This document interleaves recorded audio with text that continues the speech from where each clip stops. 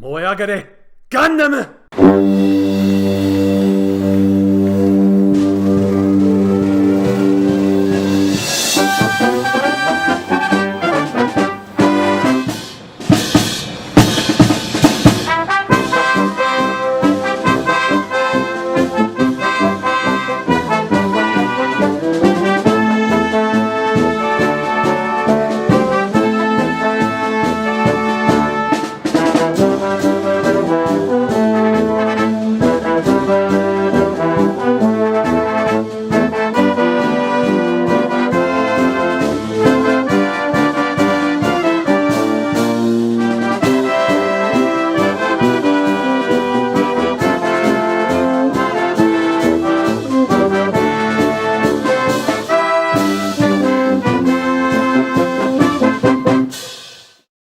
Hello and welcome to Weekly Suit Gundam, a special bonus podcast brought to you by the folks at Japanimation Station. I am Sean Chapman.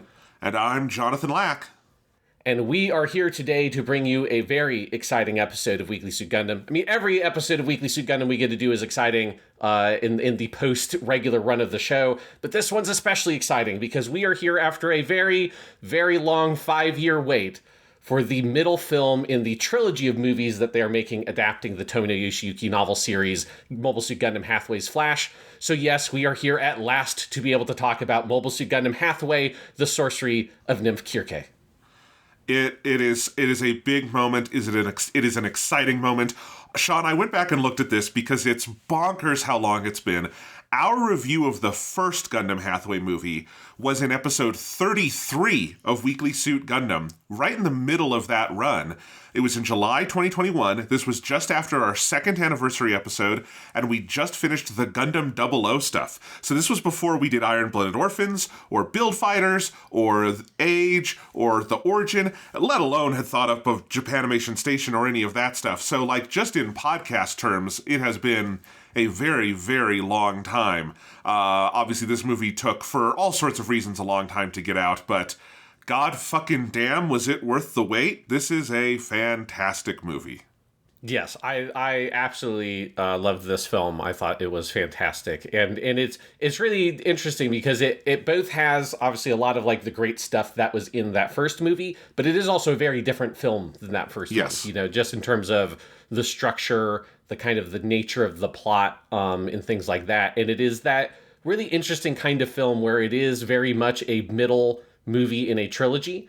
And so it has that very difficult job set up for it, like The Two Towers or something like that, where it has to end without having an ending, right? It has to spend a huge chunk of the movie talking about this conference in Adelaide. That is not a thing that can happen in this film because that's the climax of the overall storyline. So it has to build what is the arc? What is the thing we're kind of packaging for this movie? And because it is this middle film, and I think this is always very interesting when these movies can pull this off, it has to end and sort of build itself around something that's a little bit less sort of tangible than most stories are. And I think that this movie, there's a point maybe 2/3 of the way through where I was like, either this movie is going to be fucking amazing or it's going to fall apart and it's not going to be able to pull it off, because you go through huge stretches of the movie that's just people talking and talking and talking, and it's interesting, but I was like, what? How is this movie going to end? How is it going to tie this together?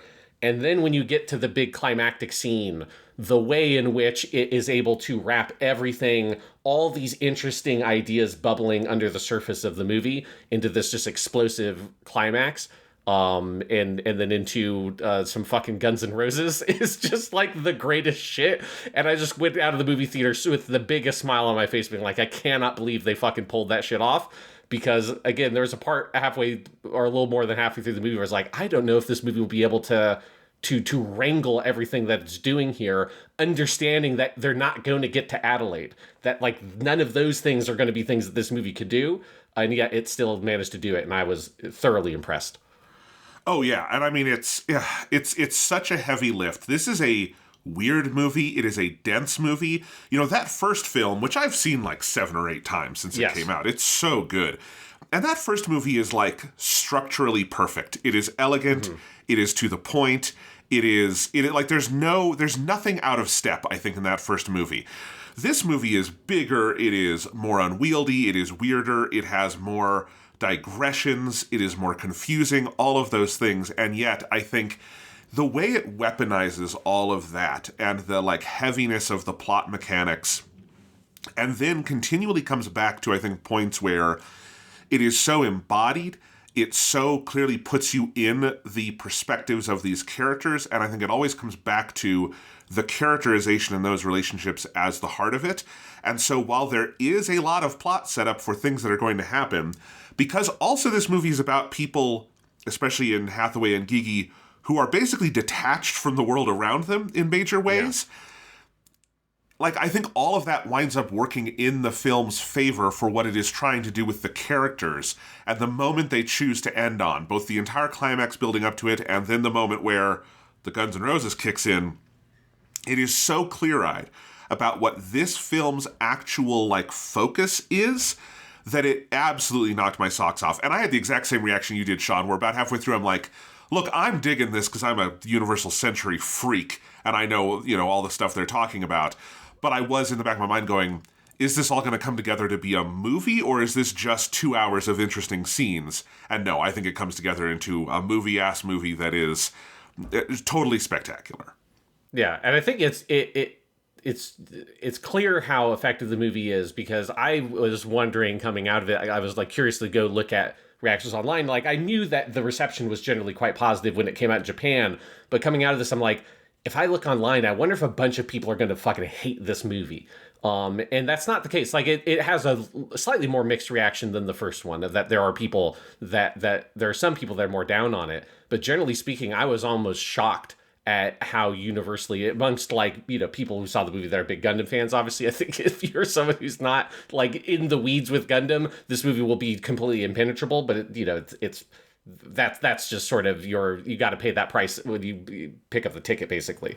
When you go to see a movie called Mobile Suit Gundam Hathaway, The Sorcery of Nymph Circe, you are not there as a Gundam noob. Let's just be completely honest. Yeah, so as long as you're sort of a member of the initiated, this movie has had a really positive reception. I was honestly surprised by that when it came out, because I kind of came out of it thinking, I think only the most perverse of Gundam people are going to be into this shit, which is obviously, two people who have done a whole podcast going across the whole thing. We are amongst the worst of them.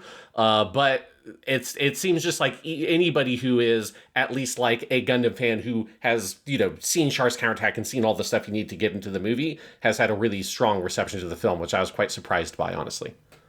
Yeah, no, it's fantastic. I'm very excited to dig into it. I have just desperately wanted to talk to you about this movie, Sean.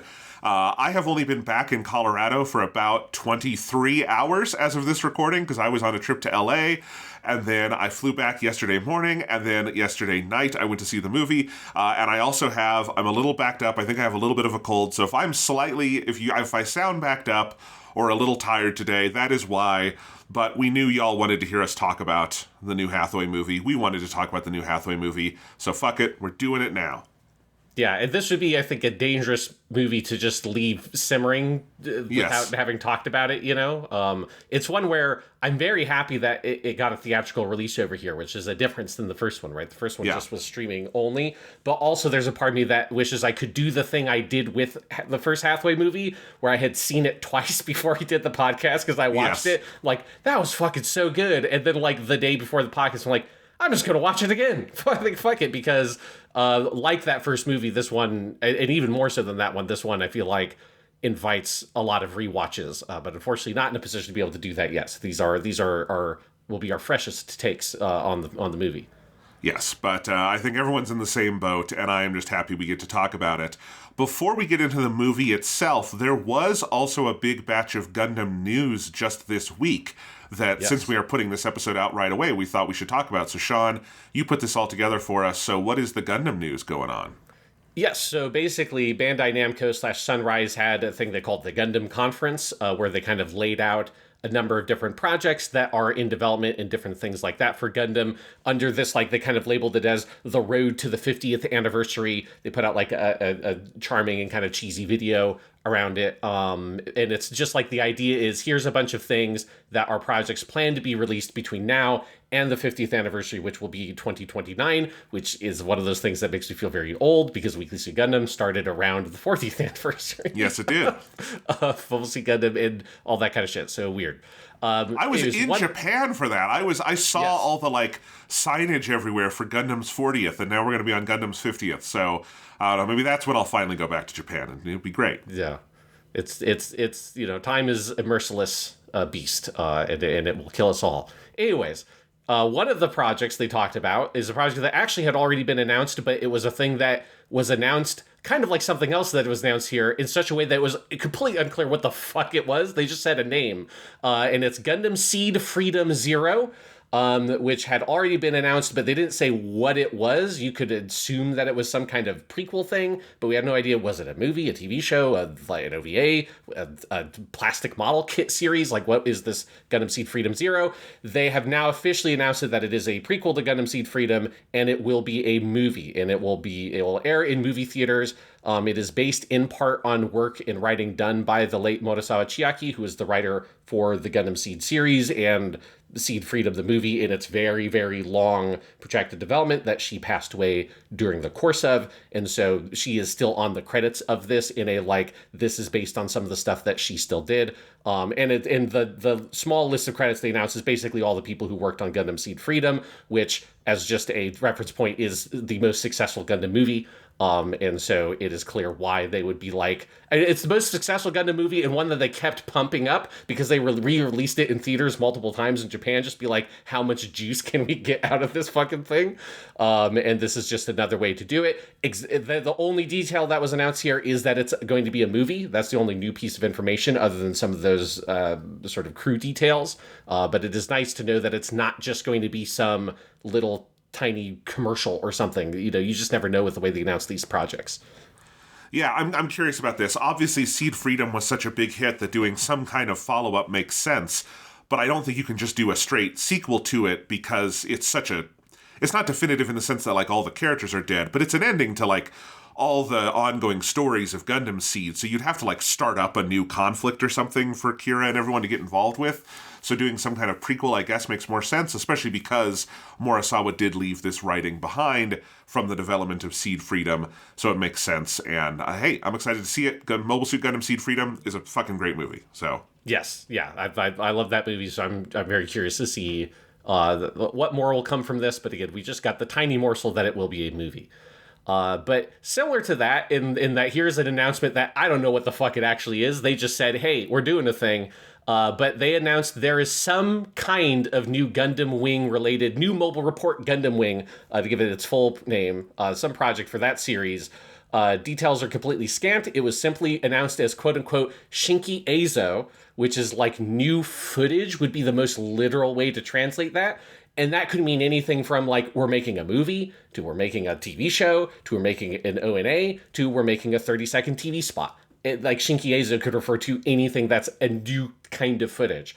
This, of course, comes after a series of projects and collaborations around the 30th anniversary of Gundam Wing that was last year, where they did, like, a big video that the Sunrise has done this for a bunch of shows, where they kind of have reanimated some iconic scenes and put it together as, like, almost like a music video kind of thing.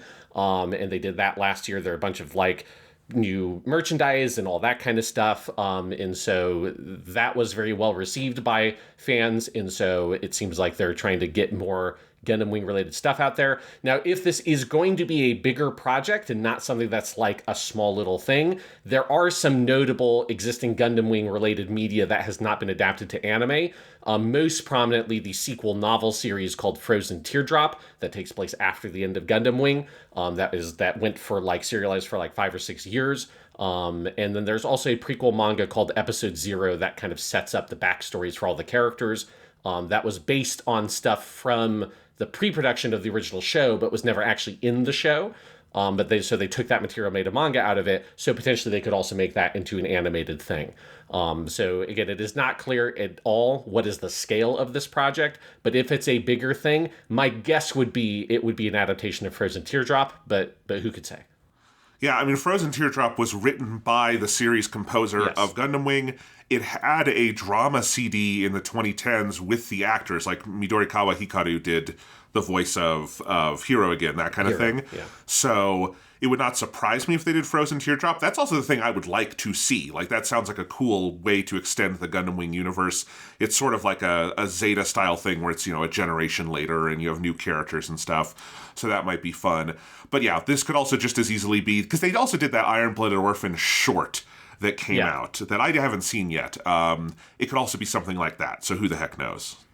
Yeah, again, it's very frustrating that they tease out these announcements. This is the exact way that Seed Freedom Zero was announced. You're like, please, if you're going to announce a thing, at least tell us, is it a movie or is it a TV show?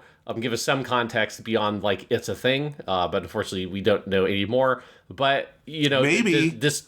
Yeah. Sean, maybe it's an alternate universe retelling of Gundam Wing where the first episode is the same, but then Hero does exactly what he threatens to do at the end of the first episode. He kills her, he goes to her birthday party, just fucks everything up, and then he's on the run as a fucking serial killer.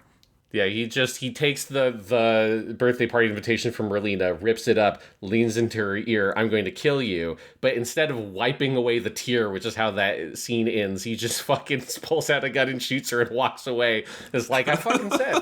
I don't know, yeah. Like, Gundam Wing is just one of those things where it's like that show has so many problems, but it's such a ridiculous show, and the characters, particularly Hero, is so crazy that I do have a lot of weird love and affection for Gundam Wing, despite itself.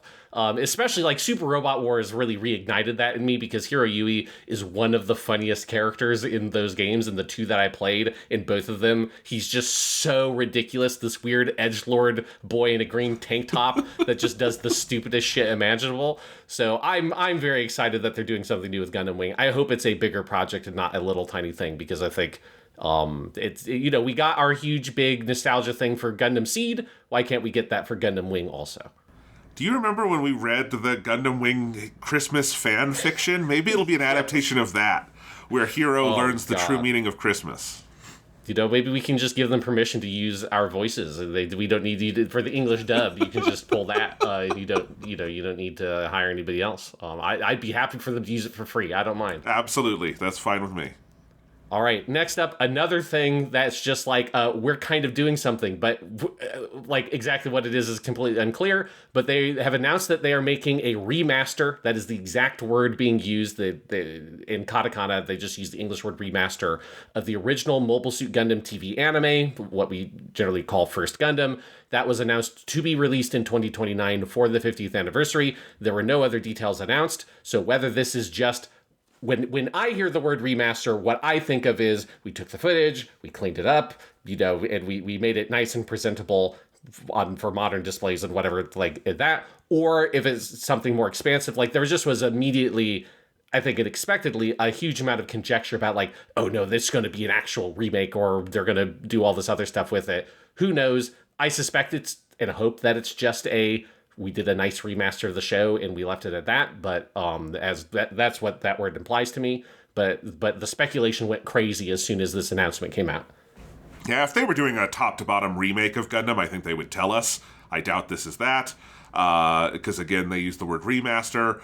Yeah, I mean, the thing is, there already is the HD version of First Gundam on Blu-ray looks great. It doesn't need anything else. There is a 4K restoration of the 3 Gundam movies. I wonder if it's like trying to do something in that vein, though from what I've heard, the 4K HDR version is problematic in its noise reduction and color timing.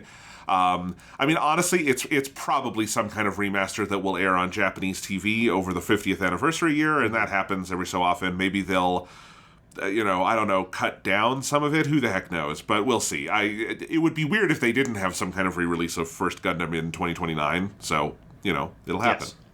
Yeah, but it's just part of that thing of how scant they are on details that immediately people start going fucking crazy and be like, oh, they're doing like the One Piece remake, but now it's for Gundam. It's like, I doubt that it's that. I'm with you that I think it is probably a simple restoration kind of thing to do a TV airing in Japan and to sell a new physical media set that probably technically is on like 4K Blu-ray discs, but I don't think that the original Mobile Suit Gundam TV show from 1979 needs a 4K remaster.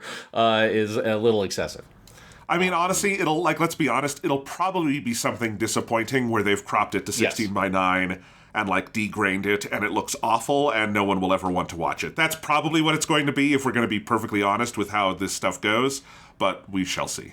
Yeah, luckily there's already a good version of the TV show that exists. Yes. Although you can't get Kukuru's Doan's Island that way. You have to watch the movie, I guess. No, I mean, on the Japanese Blu-ray, Kukuru's Doan's, I have it. It's on there. Is it still on there? I thought Tomino erased it. Only for the English versions. In Japan, It's always been on there, on streaming and on Blu-ray. The English Blu-ray, which is now, all the Gundam Blu-rays are out of print in the United States because of the Right Stuff closure, that did not have Kukuru's Doan's Island. But if you buy the Japanese Blu-ray, it does have it. Okay, very good.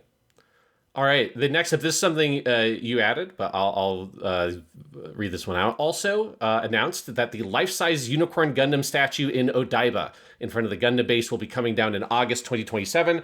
The Unicorn itself replaced the life-sized RX-78, the original Gundam, and in the announcement they also teased the Gundam Landmark concept, which aims to create a new Gundam facility in Japan that fans from all over the world want to visit, and it's also scheduled to start. So Jonathan, your guess is that they're aiming for some kind of replacement in Odaiba or elsewhere for the 2029 anniversary.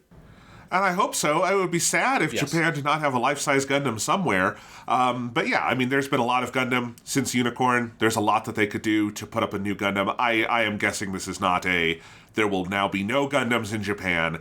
I'm sure they are planning something. And they did pair that Unicorn announcement with the Gundam Landmark concept thing. Again, we know nothing about it, but they're doing something. Yeah, there's definitely going to be another giant crazy Gundam statue. That's a 1-to-1 statue. They're going to do another one, I'm sure. What Gundam would you pick if we're going from post-Unicorn that you would make the life-size Gundam? I don't know what I would do, but I think they're going to do the Strike Freedom Gundam from the Freedom Zero movie is, I think, almost certainly what they're going to do, which is a fucking sick-ass Gundam. I would just go crazy and do the new Gundam. And just it's huge. It's gonna fucking collapse immediately with the crazy fin funnel thing on one side. Absolutely not going to work. But if I were to make one, I would be like, let's do it. Let's do the new Gundam. It's gonna be fucking huge. But let's do it. I might also, honestly, after seeing Hathaway Part 2 do the She Gundam, I mean, that thing is enormous and wild and unwieldy, and I would absolutely love to go see a statue of that. Yes, that one would be even more bonkers because that in-universe is meant to fly. So it's really not meant to be a thing that's just standing on the ground all the time. But yeah, I think you're probably right that it'll be the Strike Freedom, and we'll see. Yes. But most important announcement of all of the announcements is that they have announced a second round of Hololive VTuber Gundam collaboration Gunpla kits.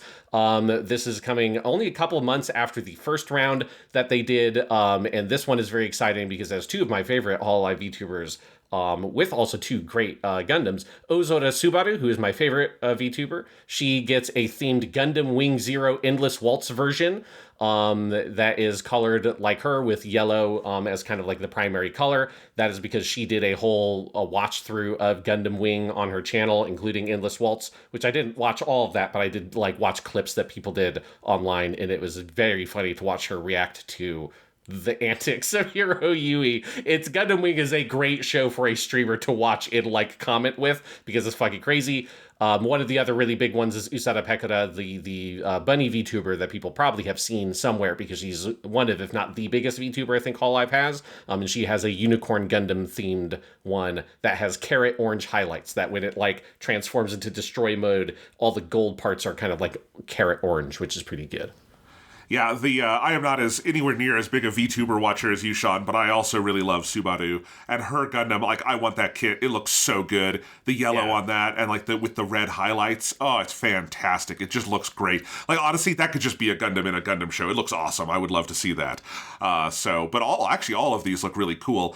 You've got the Iris one with the red magenta is really cool. You've got the Mori Calliope one that's black and pink. That one is sick. These look very good.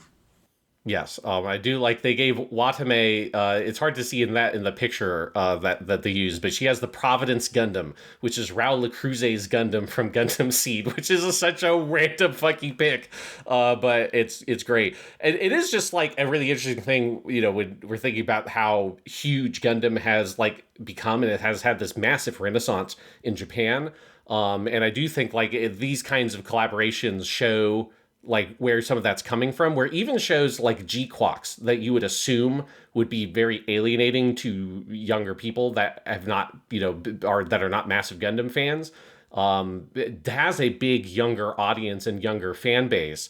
And that is part of where this whole collaboration comes from, because Suisei, who is a Hololive VTuber, did the ending theme Donate mo Iya for that show. And that kind of started a big fever of a lot of Hololive VTubers starting to stream Gundam stuff, because they streamed G-Quox because of the Suisei connection, and they're like, this is really cool. And then they just started streaming all of it, and like there's just dozens of VTubers who are doing watch-throughs of any random Gundam show you could think of, and it's kind of crazy. But I think it shows how it's revitalized the brand for another generation through this kind of new media form, and I think that's pretty fascinating. Yeah, absolutely. All right, but the final announcement, and for me the most delightful because of what it led me to discover, is they have announced that April 7th, which is the anniversary of the airing of the first episode of Gundam, will now be called Gundam Day. And this was done in collaboration with a group called the Japan Anniversary Association.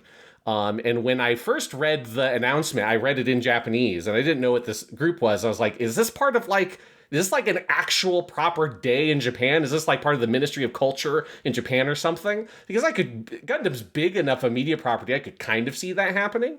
But then when I looked into it and Googled what the Japan Anniversary Association was and went to their website, it became clear pretty quickly that this is not a official government thing. This is I don't understand what this company's business model is, or how this works, but it is just almost, maybe it's kind of like the Guinness World Book of Records kind of thing, but it's just a company that organizes promotional days and stuff like that. This is very much akin to like May 4th being quote unquote Star Wars Day, or more directly like March 10th being Mario Day.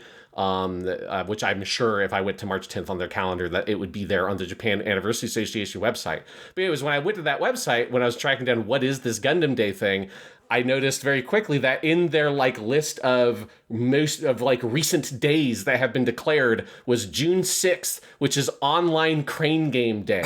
And I very quickly realized, okay, this is some hot bullshit. It's like, I don't know what Online Crane Game Day is. And then I started going down a little bit of a rabbit hole, because there is a calendar you can click on their website and just go to any day on the calendar, and every day has like 15 fucking things on it. And so I looked up today that we are recording this Sunday, May 17th. One of the days of today, Jonathan, today is High Blood Pressure Day. So I don't know if we're celebrating high blood pressure or if we're trying to avoid having high blood pressure on High Blood Pressure Day, but that's what today is High Blood Pressure Day. And then I figured, well, I might as well look up what days are our birthdays, and what fun days do we have there. So my birthday, November 23rd, I looked up, and I've got some good ones. I have Handsome Voice Day, which is a great one. Ikabo Onsei is what it is in Japanese. So a handsome voice day. You got to celebrate your handsome voices on November You have a 23rd. very handsome voice, Sean. It's fitting. Thank you. I also have Good Taste Day. Taste as in like taste in clothing and media. Like you like, oh, you're into cool stuff. You've got good taste. This is a day for people that have good taste. It's November 23rd. And we're talking about Gundam Hathaway. It fits. Yep, absolutely. Also, this November 23rd is Insomnia Day. Not a day I want to have associated with me, but, periods of my life, I can relate to that. How does one celebrate Insomnia Day? Do you just pop a fucking Monster Energy drink at midnight and just stay up all night? And pacing your room? Sadly? You just sort of start thinking about your own mortality and the fact that, that the universe is finite and eventually will die, and that all energy through the second law of thermodynamics is going to move into an unusable position and to a place where no form of life could possibly exist. You just do that for a few hours, and then all of a sudden it's morning. That's what insomnia is for me. Next is Sharing Household Chores Day. That's a good day. I'm happy with Sharing Household Chores Day. I'm not going to have to take a dig, Jonathan, at you on that day because you would share household chores. I don't know. I'm not into that day. I don't really like sharing household chores. And then I particularly like this one. November 23rd is also Be Grateful for Life Insurance Day. It's just like a fantastic day. I wonder who came up with that one, Sean. Gee. Yes. I mean, obviously, these are all like random companies that are doing like promotional ad campaigns. Like, I knew there was more of a culture of this in Japan, but I don't think I realized just how much of this culture existed in Japan, of these kind of like campaign sale days kind of thing. That's what all these are. But Jonathan, you've got some great ones. I've got some great fantastic days. Do you want me to go through these for yes, me? Okay. Yeah, you can read them, yeah. Okay, I'm going to save the first one for last because it's the best one. That one was at the top of the list, by the way, on October 8th, so yes. Yeah, we'll make you wait for that. It's No Doping Day, so, if you are a Lance Armstrong, this is the one day of the year you got to stop it. You're no doping. This is the one day, be pure, don't do any doping. Toothbrush Exchange Day, I assume that means getting a new toothbrush, but I also like the idea of like going with a friend and like, you use mine today and I'll use yours, and it's just horribly unhygienic. But I assume it means get a new toothbrush. Fresh Pasta Day, go get some fresh, none of any of that old pasta, no frozen pasta, Fresh Pasta Day. I gotta say, that's my favorite of all these days. I wish every day was Fresh Pasta Day. Like, that's a good fucking day. I immediately, the commercial writes itself, every day is Fresh Pasta Day at whatever restaurant came up with that. Okay, Convenience Store ATM Day. Not ATM Day, not an ATM you go to your bank for. The one you find at the convenience store. You go to your 7-Eleven, you go there and you get, and that ATM, that is the day for that. And I will say, convenience store ATMs are very useful in Japan because it's a very cash-heavy society, and so I had to go to the ATM several times when I was there, and I always did it at a convenience store. And little did I know that I share a birthday with that most sacred of days. Yes. There is the Day of Eternity, Toa no Hi.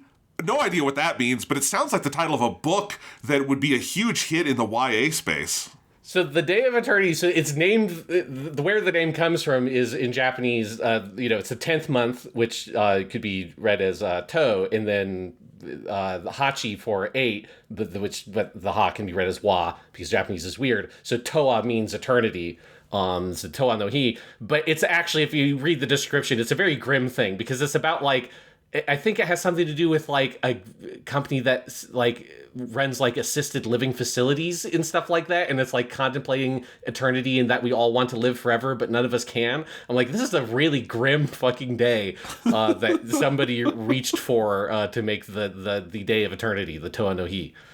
So yeah, it's I was born on the Day of Eternity. I will say that from now on. And then there is Geothermal Energy Day. Again, I wonder who came up with that one. I assume it was just some people very enthusiastic at a grassroots level about geothermal energy, not any kind of company. But finally, Sean, last but certainly not least, the Day for Considering Breast Reconstruction. Not the day for breast reconstruction. Yes. Not the day of breast cancer awareness. None of that. It's the day for considering. You're not going to do it. You might not do it at all. But you're going to consider. This is the day we sit down and we contemplate, do we get breast reconstructive surgery? Yeah, it is the most specific day I found of all the ones. Obviously, and I had to look up because I was like, what the hell is this? And then when I started looking up the vocabulary, I'm like, oh, this is a very specific day where you should start considering your breast reconstruction surgery if you need it. Yes. I think from now on, Sean, we should do a podcast once a year for your birthday and my birthday where we pick something off the list from Japan's Anniversary Association and try to come up with a podcast topic based on that idea. Yes, I mean, it is an incredible treasure trove. Because, just to be clear, these are not all the days on our birthdays. This is like a third or a fourth of the days on those days. Like, every day has 15 to 20 things. It's crazy. If you got some time to kill, and either you can read Japanese or you know how to look up Japanese online and like have a good translator lined up, just go to the Japan Anniversary Association, click on the fucking calendar, and go to town, man, because it is I've spent like an hour looking at this thing when I discovered it. And, we are coming up on Online Crane Game Day, June 6th. So everybody get ready to play your online crane games, a thing I did not know was a thing, but sure, go for it. Yes, like UFO catcher crane games. What if you did that, but it was you did it through an online service, and it was at a remote location, and anything that you grabbed from it, they mailed to you. That's an online crane game. Really, or are you just making that up? That sounds no. That's it's a whole thing in Japan. There's a whole industry. It is a whole fucking thing. I mean, obviously, I knew crane games were big. I've seen them. I've played them. I did not know they were online. That's crazy. Okay, well, there you go. The problem with crane games is that at a physical location, you can only have one, maybe two of them with a very limited stock. If you've got a warehouse full of these fucking things, you can get anything in there. And you just have to deal with the fact that you, the user, are trying to play a crane game over the internet through a camera. Seems like a good way to spend a lot of money getting jack shit, probably. I mean, that's the entire business model. All right. Exactly. Do you want to go ahead and move on and talk about the actual subject of today's episode? Yeah, so let's get out of the silliness here and back onto Mobile Suit Gundam Hathaway, the Sorcery of Nymph Circe, or Kido Senshi Gundam Senko no Hathaway Kirke no Majo, which would be more like Mobile Suit Gundam Hathaway's Flash, the Witch Kirke. I don't know where they had to go. They had to very fancy up the subtitle with the Sorcery of Nymph Circe. Yeah. They made it more poetic. I kind of understand the, Circe the Witch or something like that would not sound, I think, as good as like Circe no Majo in Japanese. So, the Sorcery of Nymph Circe, Kirke. In Greek, like in the Odyssey, is it Kirke, or is that just how they say it in Japanese? Kirke, which is also the Japanese pronunciation they use. Yeah. Obviously, it's common in English that people call her Circe. Those people are wrong. Okay. Yeah, well, there we go. I mean, Sean, we'll at some point today, we'll have to stop for a little Odyssey digression for you to fill us in on all the various references, because there was some of it in the first movie. It goes really hard on it in this one, and it becomes more, I would say, substantive to, the themes of the story here. But yeah, I mean, before we get into talking about the movie, do you want to do a little bit of context on the history and some of the people who made it? Yes, so some basic context here is just to, point out how long it's been. So this movie was announced on September 2nd, 2021, with originally a totally different subtitle. They were going to call this movie Son of Bright, but Sun being S-U-N, as a fantastic pun on Hathaway being the son of a guy named Bright, but also bright meaning something that is bright in terms of, a very bright light, and the sun is very bright light. And I think the Sorcery of Nymph Circe / Kirke no Majo is a better subtitle, but it's also not a better subtitle. They should have just kept Son of Bright. It was a fantastically stupid idea, but they did, of course, later change the subtitle to what we have now. And then it had a very long, protracted 5-year development, and the movie finally released in Japan all the way back on January 30th, 2026, at the beginning of this year. And the movie was a massive hit, as has become sort of typical of Gundam movies in recent times. The movie opened at number 1 in the box office with an opening weekend of 850 million yen. The movie ultimately grossed 2.7 billion yen, beating the previous film's 2.2 billion, which thus puts it at the 4th best grossing or highest grossing movie of all the Gundam films. Hathaway's Flash moved down to 5. That used to be 4. Then it's Hathaway 2, Sorcery of Nymph Circe. Then it's the original Mobile Suit Gundam 3 Encounters in Space. Then it's G-Quox The Beginning. And then, of course, the king of the Gundam movies is Gundam Seed Freedom, which I don't think will be surpassed for some time because that movie made a shit ton of money. But, remember when Hathaway's Flash came out? It was the biggest Gundam hit in theaters since Char's Counterattack. It overtook that, and it was number 2. So this decade has been huge for Gundam movies, because we have 4 of the 5 in that top 5 list are just from this decade, the 2020s. And, these Hathaway movies are clearly quite popular, which is awesome to see, because these are weird, very adult, very talky Gundam movies. But yeah, I mean, and there's been lots of talk about why this movie took 5 years. I think it's basically just one, the various elements of the post-COVID malaise, which set in, obviously. There is the fact that Gundam went on a fucking bender this decade, and we had, since Hathaway 1, two major TV shows in Witch from Mercury and G-Quox, and we know a lot of the staff on Hathaway got pulled on to Witch from Mercury because that show had a mad dash over the finish line, and particularly for the mobile suit animations, a lot of people got pulled into that. And then we had Gundam Seed Freedom, we had Kukuru's Doan's Island, we had, the other movies in theaters like G-Quox The Beginning. I don't think it's necessarily that they were working on this movie day in, day out for 5 years. It's that a lot of shit happened in those 5 years. Yes, and I do think it is also, this is a more complex movie. Yes. It is 20 minutes longer than the previous film, and it's I think that, like, I can imagine that the, like, pre-production on this movie was probably a bitch. Like, just trying to figure out how the fuck do you do this? Like, how do you structure the story? How do you make like so many dialogue scenes compelling? What do you do for the ending, and how do you tie all that stuff together? How do you put that in the package of a single film? Like, it does not surprise me that this movie would have taken a long time. And then on top of it, it has all those things you're talking about, where Sunrise in the Gundam franchise was stressed with a lot of other really big, high profile, very successful projects attracting a lot of attention. I mean, that you would not have had all men on deck for this film for the whole 5 years. Well, and also talking about pre-production, that's where COVID hit them, because they needed to go location scout Australia for because that's where this movie takes place mainly.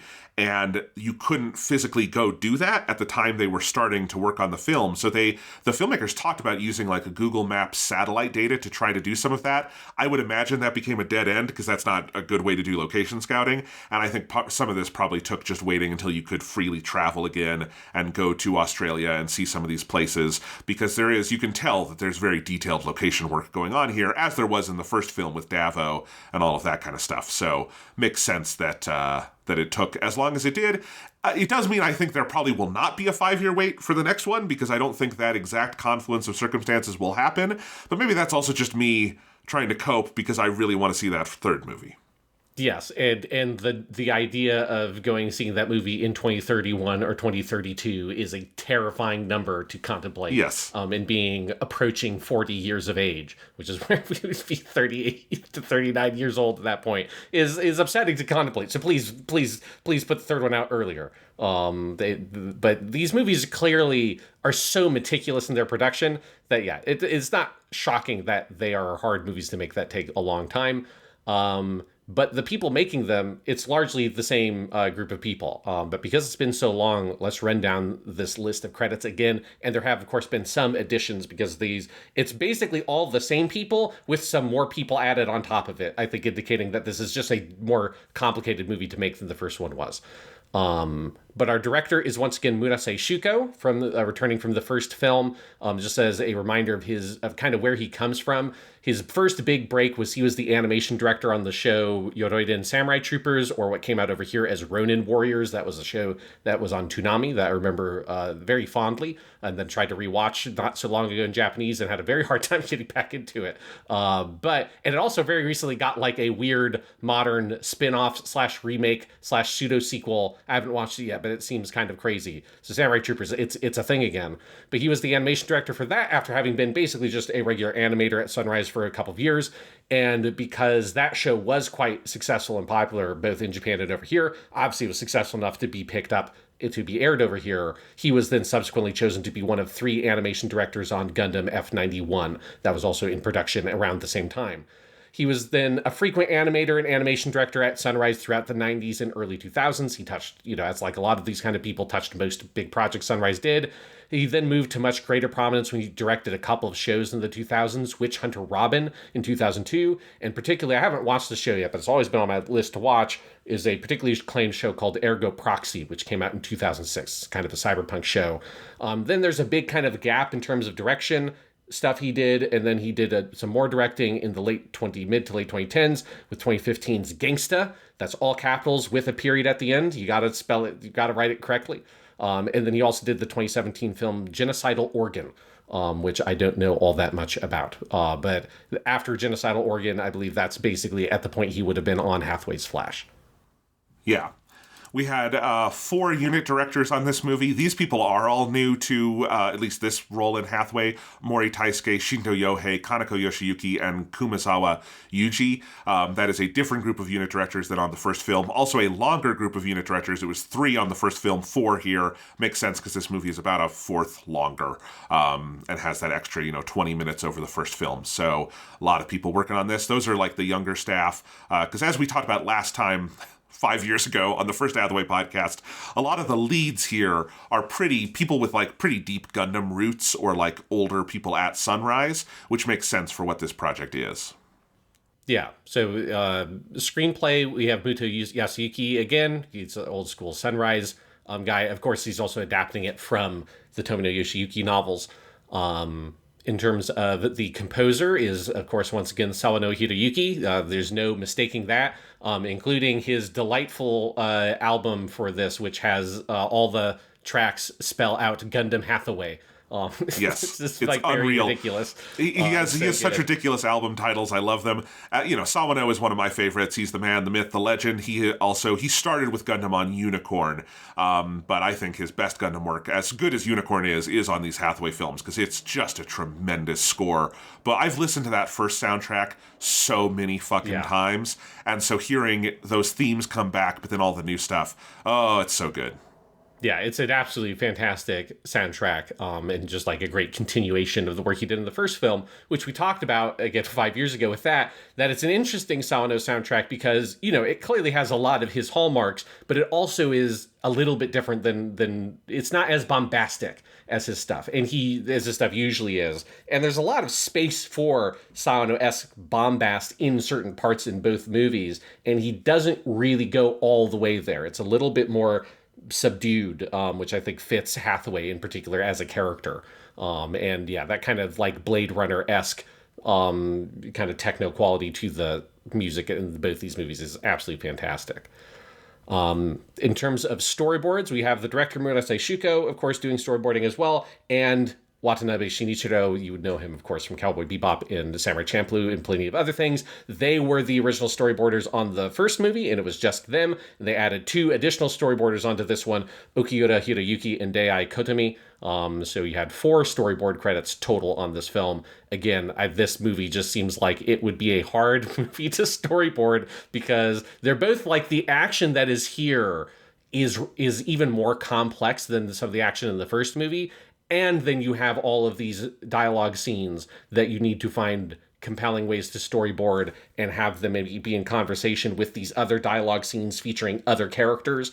It's just like, this is one that I think like when I'm thinking about you planning out this movie, the storyboarding process of this movie, I have to imagine was a very complicated one that would have taken a while to kind of nail down how do you storyboard this movie and what approach do you use. Well, we'll talk about this in a little bit, but I also think the form of this movie is much denser than the first movie. I don't have a count for this yet. It seems like this movie has vastly more cuts, and I don't just mean because it's longer. It has much faster edits. It has more jump cuts. It's more experimental in its editing, and that's all stuff that is baked in at the storyboarding level, and so it does not surprise me that more people are involved with it. Cool that Watanabe Shinichiro came back for this one also, because obviously he's got other stuff he can do if he wants to, but it's cool that he's worked on both of these. Absolutely. Character design, we have Onda Naoyuki and Uchida Pablo, and then Kuhara Shigeki, with original character design being Mikimoto Haruhiko. And those are all returning from the first film. The credits are slightly revised. In the first film, the 3 were credited as the animation character design. That's just simplified to the standard character design credit here. Mikimoto, I don't think, worked on the films. He's the person who illustrated the light novels, hence the original credit. But then the other 3 are the people. Like Uchida Pablo also did all the like poster art and stuff for the first movie. I have somewhere on my wall here, I think, one of his. He has these really cool designs that he's done for some of these films. And in general, just the character designs are so good. But they are adapting that light novel stuff from the late 80s, early 90s. Although, of course, we do have, there's a tragic loss in this film that if you've seen the illustrations from the light novels or read them, you will know that in those, Captain Bright, in his older age, grew a fantastic mustache. And unfortunately, he seems to have shaved it for this film. And it's very disappointing. I don't know how quickly he can grow a mustache. I'm hoping he can grow it in like the week or something, wherever how much long we have left in the timeline of these movies. But I was very happy to see Captain Bright. But I was very sad to see that he did not have his mustache that we all know and love from the light novel illustrations. Yes. Yeah, a disappointing omission in an otherwise very strong movie. Yes. In terms of mechanical design, we have Katoki Hajime, Yamane Kimitoshi, Ginma Nobuhiko, and Nakatani Seiichi, which is the same group of people from the first film. For mechanical design draft, we have Moriki Yasuhiro and Fujita Kazuki, returning from the first film. That's the equivalent of the original mechanical design credit. Those are the mechanical designers on the original light novels. Again, I don't think they worked on the movies, but you will hear us actually talk about them in part 2 of our Tomino-thon season, because Fujita was the lead mech designer on Zeta Gundam. So we've got a lot to talk about him later, but they are the people, like Moriki is the designer of the original, it's not called the She Gundam in the books. In the books, it's the tri-symbol Gundam. It's unpronounceable, it's the Kashi. It's still supposed to be the same name. Okay, yeah, but they spell it differently in the movie because in the book it's a symbol. But anyway, yeah, he's the designer of that, and then Fujita did some of the others, and so they have that mechanical design draft credit. Yes. In terms of art director, we have Okuba Kinichi, which is who's replacing Nakamoto Hideki from the first film. I think you can tell that this movie has a very different approach to its backgrounds. It uses more CG for the backgrounds. It does more 3D camera work in and around places. And that's one place where I will say I think I prefer some of what the first movie does in terms of its background art. But it is a different approach they take here, so it makes sense that that's a different person. Yes, and also that stuff is a little bit different here just because you have way more locations in this movie, whereas the first film is mostly set in one place that you're kind of getting to see all kind of sides of. Here you're jumping around all over the globe, really. A CGI director here is Masao Ryuko, who's returning from the first film. There he was credited alongside Fujie Tomohiro, who did not work on this one, but this is, like the first film, I think the most accomplished CG mech animation there is. I mean, some of that is both like the quality of the CGI itself, but it's also the conceptualization of how CGI exists and is used as sort of in a cinematographic way of how do we present these, how do you use the action, what perspective are we using, how do you get inside the cockpits, and the blending of all those kinds of things. I still don't think there's anything that has done that in as an invigorating way as the first Hathaway movie, and this is a continuation of that style.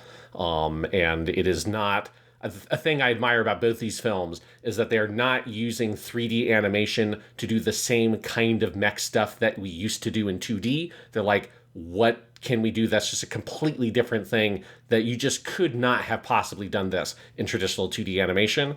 And I think I think that's really striking about both these films. I mean, the way these films do the 360-degree cockpit continues to be I mean, honestly, I think that's the core of why they do everything the way they do. I think stems from how they depict that specifically, but it is the coolest fucking shit in the world to be in that 3D cockpit in these movies. It's unreal. Yes, absolutely. It's fucking crazy.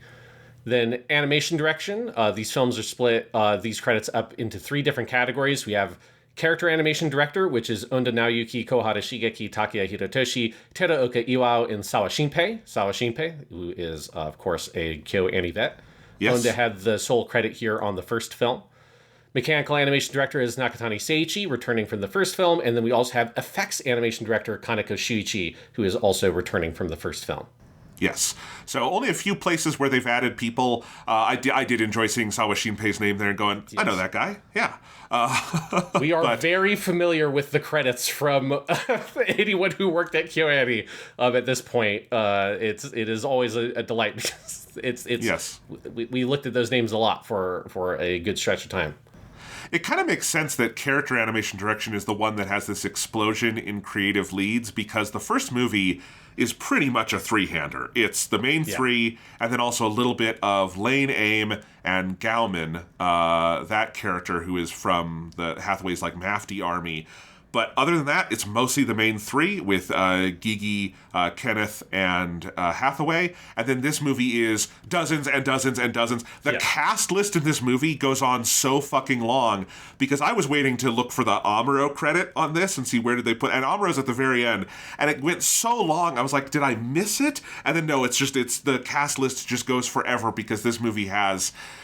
Honestly, I think the style of this movie actually reminds me in a lot of places of a lot of Hideaki Anno's stuff, like Shin Godzilla and Shin Ultraman, the way it jumps around the world and uses like the density of information as a kind of stylistic floor for everything to be built off of. And part of that is just the sheer number of characters on screen is wild. Yes, yeah, especially, it throws you in the deep end right away when you just are at Mafty's base, where you gotta... It's kind of a snapshot of it at the very, very end of the first movie. And then this one, you're like, oh my God, there's fucking like 30 people here. And they're all like, have very unique designs and they like different kind of characterization traits. And yeah, it is a totally different bag in terms of how you have to deal with characters for this film compared to the first one. Yeah, absolutely. You put the songs here, Sean. Let's put a pin in that. We will talk about those, I think, in the body of the movie because I think they're all significant in how they're used. In terms of the cast, I do want to talk about some of these. We have our main returning trio of Ono Kensho as Hathaway, Ueda Reina as Gigi, and Suabe Junichi as Kenneth, who continue to be absolutely fantastic. Yes. We talked about them obviously a lot in the first movie podcast because that movie is completely just a three-hander between those three characters. Here, there are more people that are more important, but it is still fundamentally about these three, and particularly Hathaway and Gigi. Kenneth is still very important, but it feels like it really narrows its focus onto those two as our kind of two protagonists effectively. And yeah, like just the things that Ono Kensho and Ueda Reina in particular are asked to kind of play, especially Ono Kensho in this movie, is just fucking nuts. Because you get so deep in Hathaway's POV, and the movie is so much about this guy who is utterly broken inside and has to build up a thing that he can present to the world that can be this leader for this whole organization to carry out this sort of like holy war he basically has to end the Earth Federation government's dominance of the Earth sphere and get everybody up into space and kind of finish what he feels Char started. But inside he is just a fucking broken mess. And I think the way that Ono Kensho plays that is so chilling at times, like when he is alone and he starts talking to Quest and stuff like that. The subtle ways in which Ono Kensho changes Hathaway's voice when he is talking to other people versus talking to himself versus having his internal narration that there's a lot of in the movie. It is a really, really, really impressive performance. Oh, yeah, I couldn't agree more. And, as we talked about with the first Hathaway podcast, these are all effectively recasts for the movies because these characters did have set voices either because they appeared in Gundam animation like Hathaway had in Char's Counterattack, or there were drama CDs or video games or whatever. But they did basically start with a new cast for the leads for these movies, which I think makes sense. And you couldn't ask for better. They're all great. And yeah, Kenneth is in this one quite a bit less prominently, but he's still very good. I mean, Suabe Junichi just has that kind of movie star gravitas that makes that character stand out kind of whenever he's there, and he's very good. And then Ueda Reina, I just don't think you could ask for anyone better for a character who is as complex and I think difficult to play. As you talked about the difficulties of Hathaway, I think Gigi is also just tough because she's someone who never really says what she's like directly thinking. There's so many other layers to what's going on with that character at any given time, and she's just phenomenal. Yeah, it's very true that with Gigi we also have internal narration for her, which is the thing I don't think the first movie ever did. The first movie's totally in Hathaway's head. Here we have a lot more Gigi sans Hathaway, and so we're just with her and her POV. But even then, when she is narrating, it still feels like we're at a bit of a distance from her, because I think there's a sense that Gigi doesn't have... She's not the same kind of person as Hathaway, who Hathaway lives entirely in his own head. And I don't think that's true of Gigi. Gigi seems like someone who lives so kind of instinctively. That's part of like the new typishness of her.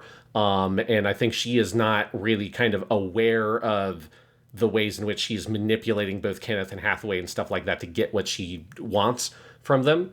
And so it is an interesting, different kind of thing where we do have these two different POVs of these two different protagonists, both which have internal narration. One where we feel like we're totally kind of steeped in that character, one in which we feel like you're almost like skimming off the surface of her because she's so alien, even kind of unto herself in some ways. Absolutely. We also do get, I mean, I don't know if he has literally more screen time, but I felt like Lane Aim, we get deeper into him this time, and that's Soma Saito. And he certainly gets, in the climax of this film, a bigger version of the character to play. He's angrier, he's frustrated. He has this theme throughout this movie of just being fed up with all the adults in his life for, I think, very understandable reasons. And then he channels that into his final battle with Hathaway, where Hathaway, I mean, we'll talk about this scene, obviously, doesn't even see him. He's not even cognizant of Lane's presence. And I think the way Soma Saito plays all of that and that frustration and having to go for those just giant guttural yells, it's a very impressive performance. Yeah, I absolutely agree. And I think he really sells, I think, the thing of what Lane Aim, which is he is the Gundam boy in Hathaway's Flash. It's not Hathaway, right? Hathaway's a Char. He is a very different thing. And so you have to really sell the idea that in any other Gundam production, Lane would be your protagonist character. And he is in Amuro. He's a Camille. He's that kind of guy. This kid who is like, kind of like a genius. He's brilliant. He's so good at what he does. This movie doesn't lean a lot on depicting him as necessarily being like very explicitly a new type in terms of he's not having like psychic flashes, although we also just don't see enough from his POV to know whether it's doing that. But I also think I want to get into later is how this movie does new type or new type adjacent stuff very differently than I think most Gundam media. But regardless of whether or not he's a new type, he is in that position as this very skilled young person surrounded by adults trying to sort of like make a difference in the world and being very frustrated by all these this adult world around him and the contradictions that exist within it and all those sorts of things. He particularly has a lot of Camille energy in that way. And it's just very unfortunate that he happens to also be with basically the equivalent of like the Titans in this. He's with the fascists. This isn't the like Mobile's first Gundam, we're working with the Earth Federation because we're fighting space Nazis. It's more like we are working with these are the fascist full-on Earth Federation who are like, rounding up quote-unquote illegals and shipping them into space and shit like that and just like committing massacres. It is the misfortune for Lane Aim that is the position he's found himself in the world. Yes, absolutely. We do get a big new voice actor in this one in Yamadera Koichi as Hundley Yoksan, who is a major new sort of antagonist figure, mysterious. I feel like there's a lot more we have to learn about that character, but Yamadera's presence is unmissable. I mean, obviously he's one of the great Japanese voice actors in all sorts of things. He's got that unbelievable gravitas. I mean, one thing you would know him from is Beerus in Dragon Ball, and he brings that kind of godly energy to this as well. And I really liked that character whenever he's on screen, and I found myself spending a lot of time thinking about who is this guy really? He's, I have not read the Hathaway novels, so I know some things that happen in the third book. I do not know all of them. So when I'm speculating here, it's because I don't know all of that. But it's unclear what his even like full allegiances are. So I find him a very interesting character. Yeah, and he is actually, because I rewatched the first movie the night before I went to go see this, and Hundley Yoksan is in one scene. Oh, right? Okay, I didn't remember that, yeah. It's after the airplane from the beginning lands, and then everyone has to like stay in the airport for a second, and that's where Hathaway has this big conversation with Gigi, where she sort of intuits that he's really mafty. There's a moment there where Hundley Yoksan shows up, and he basically tells Hathaway, like, you gotta stay here for an extra day as we get things sorted out. It's the only time he's there. And the only reason I really remembered it is when he showed up, I'm like, that's fucking Yamadera Koichi, isn't it? I'm like, that's a really big voice actor for a character that I didn't remember was in this movie. And so then when I watch the sequel, I'm like, oh, that's why they cast him. Because he's not like a massive, massive character in this film, but he is clearly a very important one. And like you, I've not read the books. I know a little bit of what this character is, but not all the details. But he is clearly like a much more important figure here, as someone who is, as far as any character that we see, basically at the highest level of authority with the Earth Federation as the chief of the hunters, right? Basically, he's, the head of ICE in this world. And he clearly has more authority than Kenneth, because he's able to kind of strong arm Kenneth into working with him, and that ultimately leads to this massacre we hear about off screen where like 100 people are killed. So he's clearly a skeevy fucking guy. And Yamadori Koichi is just, if anything he's in is incredible. But he's especially really good in this. Yeah. And then we have Hayami Saori as Kelia Days, who is Hathaway's basically ex with the Mafty organization. And did she show... I mean, I know the character's there. Did we hear Hayami Saori in the first movie? Yes, she is, because Kelia is there in the last scene of the first film, where it's such a great moment that movie ends on, where she comes up and she hugs him. I think maybe she kisses him also.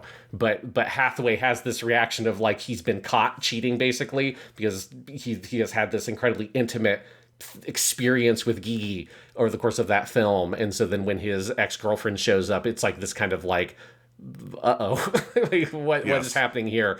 But yes, it is. She has like one or two little tiny lines right at the end, and it is Hayami Saori.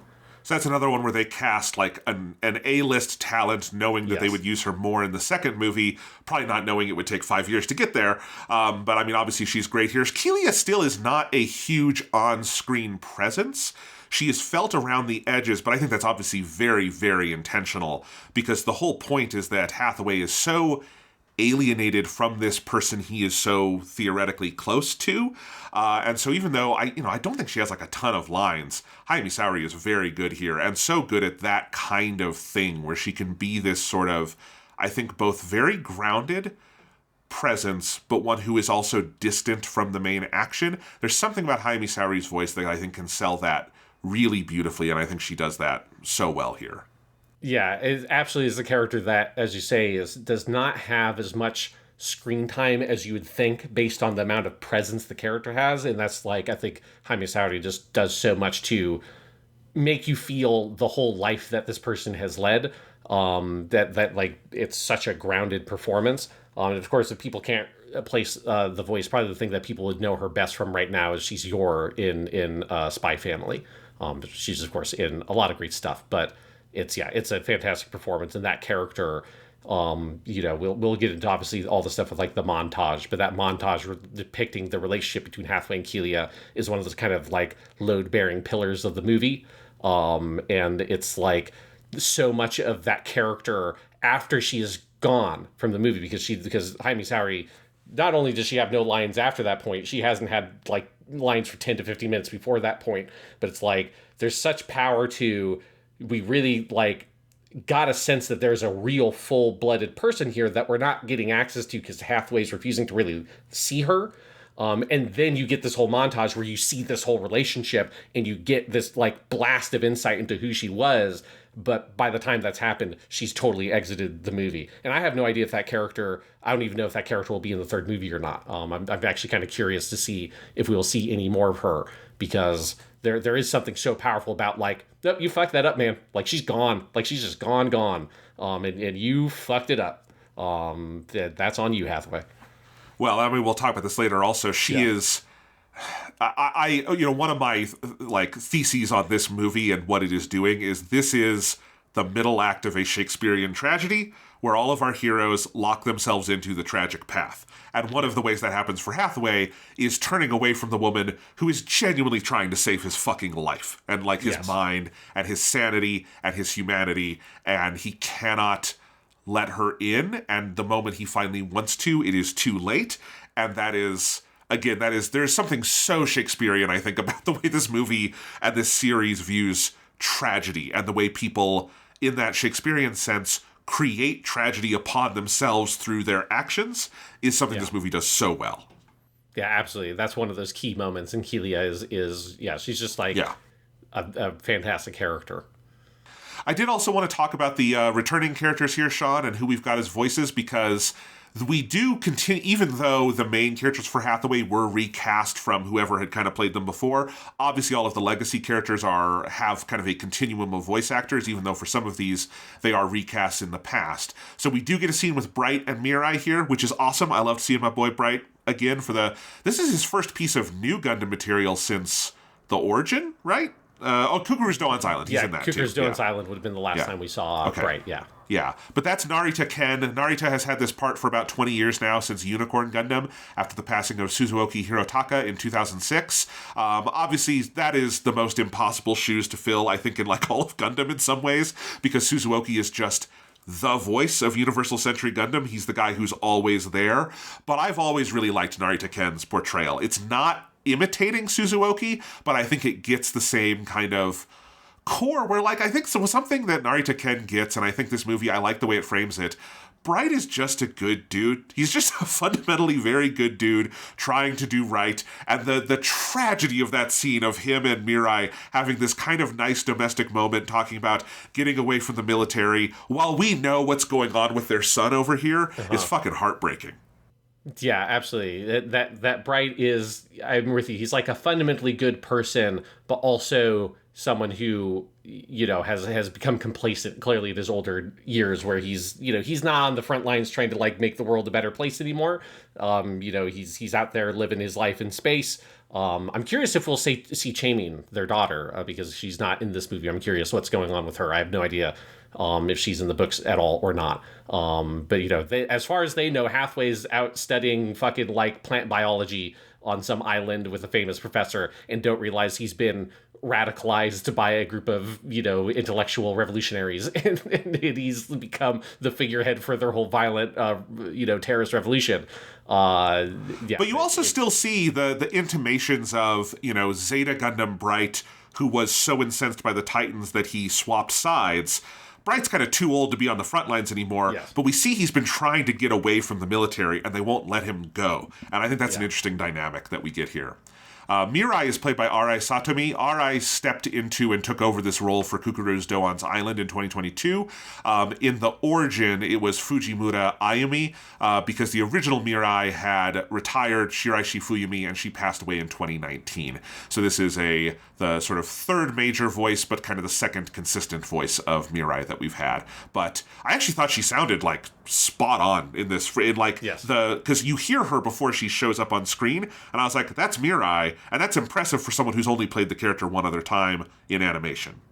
Well, I think the thing is that Arai Satomi's natural speaking voice just sounds exactly like Shiraishi Fumi. Yes. Like because Arai Satomi is like a big voice actress. She's been in a bunch of stuff. She's like Beatrice in ReZero and stuff like that. She just sounds the same.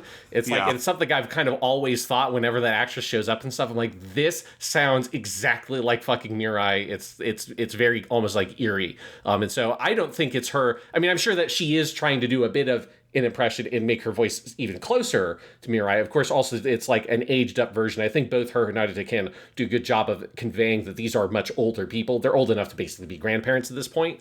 But also, like, she just doesn't have to do anything with her voice. It's just the way she sounds. And it's like, it just feels like it's the easiest recast in the history of anime. It's like, we just have a person that has the same voice. I don't know how that worked out. It just did. And you just cast her as Mirai. And it's just fucking works great. Yeah, I mean, it was such that, Sean, I had forgotten that this character had to be recast, and I was like, is that still just original Mirai? And then I looked it up, and I had forgotten that Shiraishi had passed away, sadly. But no, you couldn't ask for a more effective recast. And then the two other major legacy characters have not been recast. We have, as Quest Pariah, Kawamura Maria, who has been one of the stars of our Tomino-thon so far, and will continue to be so. If you haven't been listening to Tomino-thon, Kawamura shows up an awful lot this season. And unless I'm missing something, I think she's always voiced Quest. I don't think anyone else has ever taken over that part, even in video games and stuff. So she's still here, and she had a couple of lines in the first Hathaway movie, but Quest has quite a bit of dialogue in this one, as does Amuro Ray, which is a returning Furuya Toru. And it is probably time now here that we do have the Toru Furuya discussion, because he's pretty prominent here, and we've never really talked about the incident with him that happened recently, because it all came out. We've gotten comments on this, but it's not that we're trying to dodge it. It's just that the news about Furuya Toru came out in May 2024, and we had finished Weekly Suit Gundam by then. Kukuru's Doan's Island was the last major thing he voiced Amuro in. That was 2022, so we just haven't talked about anything that Furuya was heavily involved with, and Gundam is really the only place he's continued to appear in since he admitted, the incident, if you don't know, was he admitted to an affair with a much younger fan, someone who was, I think if you do the math, in her 30s, while Furia would have been in his 60s to early 70s. He confessed to striking her once physically and pressuring her into an abortion. His regular roles in ongoing series like One Piece and Detective Conan were recast. He was replaced in the video game Metaphor ReFantazio before its release later that year. And this film would be by far his most prominent piece of new voice work he's done since all of that broke. Yes, yeah. Yeah, and yeah, like, because the other place where this sort of came up with a podcast we had was with Dragon Ball Daima, but that also was where all the characters had been recast. Everyone, when yeah. they became kids anyways. And Yamcha's not in that much at all. He's just got like one line. So, yeah. So, you know, look, I guess I don't really know what to say about it. It sucks. It is profoundly disappointing because Furia Toru is one of my favorite voice actors, and I can't pretend that because he's done something shitty, his work does not and has not meant a lot to me historically. And look, he's still a great voice actor. He's fantastic in these moments as Amuro. And some of this is also differing cultural standards. I don't think Furia would have been recast in the like American context for that. Again, I think it's a shitty thing to have done. It's bad, and so he's been replaced in most things. I do think from an artistic standpoint, I think it's correct not to replace Amuro, especially when it's a short bit like this, and the movie is so aesthetically calling back to Char's counterattack in those scenes. I do think it would be more distracting to have someone else in that part. But, you know, it's a complex conversation, and I could certainly understand if people have differing opinions on that.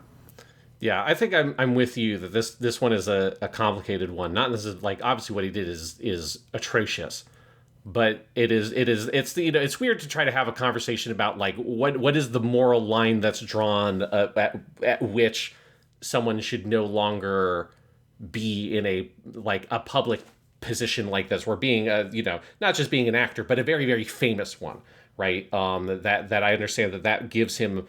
That you don't want to elevate someone like that into a position where they have the kind of authority that he clearly abused here.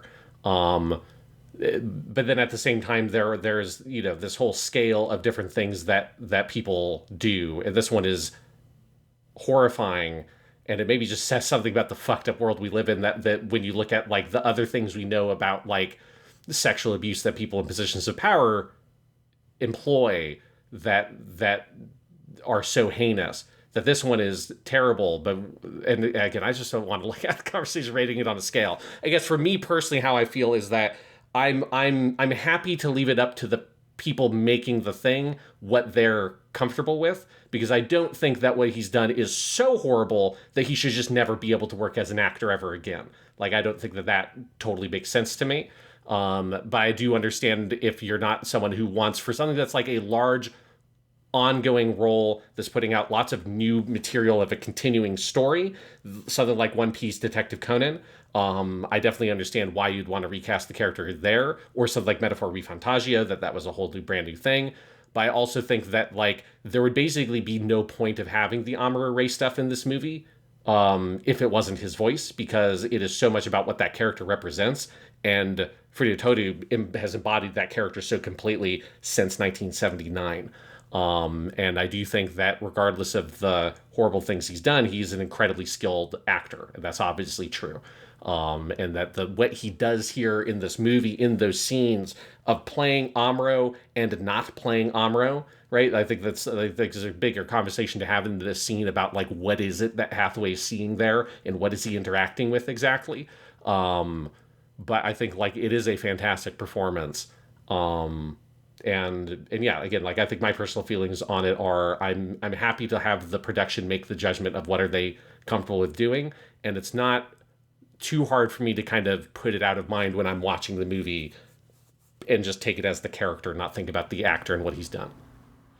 Yeah, and look, it's a tough conversation. I don't want this to sound like we're downplaying the absolute shittiness of the thing he did, which is abhorrently shitty. Absolutely. but as you say, like, I do think lines differ for different people. I think there are cultural differences here as well. Again, in terms of the standards of when people are replaced with stuff. And again, for better or for worse, opinions can differ on all of that. I would generally agree with you, Sean, that I think the productions, I think it makes sense for different ones to come to different conclusions. You know, being Sabo on One Piece, where he is playing a very outwardly heroic character in a family-friendly show. I think it makes, and that show is going to be continuing for a very long time to come. I think it makes absolute sense to recast there. But again, I think, as you say, I don't think we're in a point. If they get to a point of remaking First Gundam or something, that's when you would start recasting these roles, I think, regardless.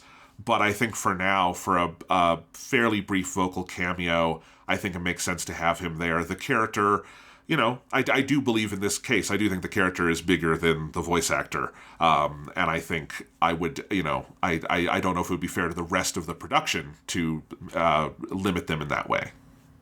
Yeah. Again, it's a complicated one.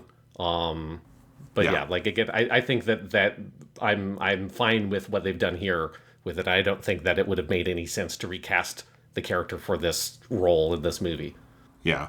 And I think we knew this was basically Sunrise's approach to it, because he also had the vocal cameo in G-Quox, which came out after all of that. That one's much briefer. That's like 1 or 2 lines. But, you know, him and, like, as far as we know, him and Ikeda still have the Amuro and Char parts on lock for whenever that happens. Now, I don't think there's any expectation there's going to be a major Amuro or Char story in the future. And if they do that, I do think that's when the conversation would become more, not for Ikeda hasn't done anything wrong as far as we know, but like that would be more of what do you do for the long-term future of these characters. But I just don't think that's where we are for this part in this movie. Yeah, it's the same of that. He obviously has not been recast in the games, and there have been a couple, like Super Robot Wars Y has Amuro in it, and I'm fairly certain that they recorded new material, because I think he has lines connected to specific things that are just in that game. Because some characters, they just reuse old recordings if it's not something that's going to be that important, because it's only in the combat scenes that you have those lines. For instance, I don't think they probably recorded new quest stuff with Kawamoto Maria, just because that's a very minor character in Super Robot Wars Y. I'm pretty sure they did with Amuro, though. All right. Well, anything else to say about that before we move on, Sean? No, let's get into this crazy movie, because this is a crazy fucking movie.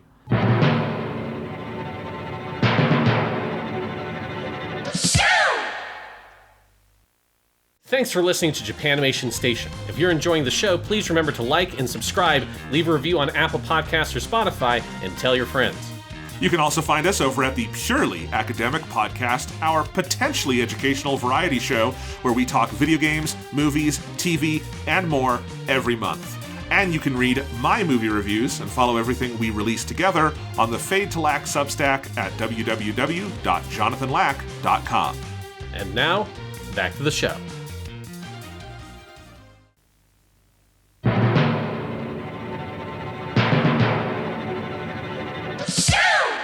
It's a crazy fucking movie, and here's where I want to start. So I actually took my brother Thomas to see this. I did show him the first Hathaway movie like a year or two ago, and he's seen Char's Counterattack. He's only seen each of those once, and obviously is not the same kind of Gundam obsessive as we are. So this movie kind of left him cold and confused, which I think is perfectly understandable reaction to this movie. But he did ask me afterwards, what would you say the arc of that film was? And I actually think that's a really good jumping off point for our discussion here, Sean. Like, because there's a lot going on in this movie. You could write a very, very long, detailed plot summary of just all the things that technically happen or are referenced, but that's not the same as saying what was the movie about? What is the arc of the film? The answer I gave him was, and to me this felt fairly clear, and I'm curious how you would say it, Sean, but I said the arc of this movie is Hathaway trying to resist going back to Gigi, and Gigi trying to resist going back to Hathaway, and the two ultimately failing to do that for reasons they can only kind of articulate to themselves, resulting in a euphoric moment of dark actualization. Yeah, I think that's basically it. That it's to me, this is a movie that is about two broken people that are trapped. Hathaway, who's trapped in his own mind, and then Gigi, who's trapped in this world that traps her. And both of them see escape in the other person. That Gigi represents for Hathaway both the past and the future, right? That she is both kind of the second coming of Quest, but she's also someone who pierces through his veil, the mask he wears for everybody, because he is hiding who he is from everyone, and Gigi sees through that immediately. This is true. This, obviously this goes back to the first movie where she sees him twice, and on the second time of seeing him, he's like, "You're fucking Mafty, aren't you?" He's like, "Huh? What?" It's like, what the fuck? And so there's something that she can see through him so easily, and there's a kind of escape, there's a freedom in that he doesn't have to hide all these things, he doesn't have to be trapped in himself in that way. And then for Gigi, Hathaway is someone who represents freedom because he is anarchic, he's a revolutionary, he's someone who's trying to break the world that it exists currently, and she is someone who's trapped by that world because she's a beautiful, young, intelligent woman in a world of powerful men that are trying to contain her and control her in the way that her old, she calls her her patron, and the one when she says "farewell, my patron," but this older like duke or whatever that we get little like, or I think count is the word she uses, that we get flashes of, and then of course Kenneth, who's also doing that with her, using her as Kirke, as this symbol. And this kind of good luck charm, and Hathaway is an escape for that. And so it's these two broken people trying to escape from their kind of polar opposite circumstances, and seeing that escape in each other, while at the same time, I think that escape is a kind of destruction that they are both running towards, which is for that, like what you're calling the dark actualization, that they're kind of two people that if they come together, it can only end in tragedy. Because really that escape that they're going to run towards is maybe not a healthy one. That it's going to bring them down into this kind of like spiral.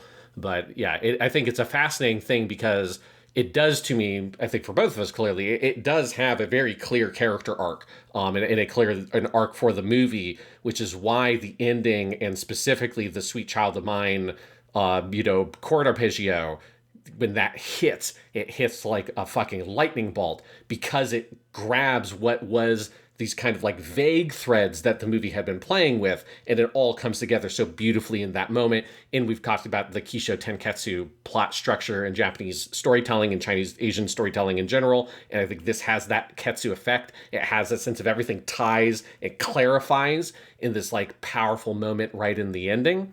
But at the same time, it is also a movie that, that does not have a plot arc in the way that I think most people would think of it traditionally, in terms of it being focused around events that occur in the movie, because that stuff, again, there's a lot of stuff in the movie in like a literal way that is talking about events that don't occur yet and that we never arrive at. And if you're someone that's focused on that, the very kind of tangible plot idea, this movie doesn't offer you that. It can't offer you that because it's the middle part of a trilogy. But what it gives you instead is, I think, this very powerful, clarifying dual character arc structure that arrives at this euphoric conclusion at the end with, one of the great American rock songs of the 1990s. Of all time. It was yes. 1990s. Fuck that. Well, just to like specify, because it's a big statement to make, Yes. No, because yes, it is obviously a song that is closer to the writing of these books than the production of these movies in the overall timeline, right? No, and I would go even further than that, Sean, and I would say what it's doing with the plot is it is intentionally, through its form, making the plot harder to understand than it otherwise needs to be. Because this is a movie that is... It is so dense in how it is produced, and I think this is the other place I want to start. The form of this movie is alienating. And you see this right off the bat, where this has a similar structure where the first movie has like a 20-minute prologue before we get our like theme song moment, which was Mobius, that just incredible James Bond-esque song from the first movie. But in that film, that is dictated by the structure with the plane incident, which is the inciting incident for everything in Hathaway. Because basically, if Hathaway did not get on that ship that is going down to Earth to check out the other Earth ministers, he would never meet Gigi, he would never meet Kenneth, and his entire life would be different, right? All of their lives would be different. So that's the inciting incident, and when that is done, then you get the opening credits. With this movie, you have 20 minutes of stuff before we get to the opening credits, and one of the things that becomes really obvious as you're watching those first 20 minutes is that Hathaway is basically not in them. He is like absent from all of this stuff happening, and we barely see him. And in that time, we have really rapid cuts that I would call syncopated. They are not happening on like regular beats. They are not happening on sentences. They are not happening evenly. Like if you're counting like the cuts in your head, like 1 beat, 2 beat, cut, and then it'll be like 1 beat, cut, and then it'll be 1 beat, 2 cut, and it'll be something like that where it's very syncopated. It's very fast. They're throwing a lot of dialogue at you. You often do not have an anchor in the scene that is a character that you know from the first movie, because again, Hathaway is just absent from most of the stuff happening on the ship in that opening 20 minutes. And I think the movie settles down a little bit once you get out of the opening credits with the SZA SCA song. I actually realize I don't know. Is it like RZA or is it said SCA? I think it's pronounced SZA out loud. Okay. But yeah, it's definitely I've read it more than I've heard it said out loud. Yes. So yes. Anyway, but you have that song, and then again, it calms down a little bit after that point, but for the most part, it is delivered like that. This movie has aggressive editing. It has a lot of jump cuts. It specifically breaks the 180-degree rule in a lot of its conversations. It has moments where you will be talking, and then it will just jump 5 minutes ahead, and Hathaway we're in his POV and he doesn't quite know what happened either.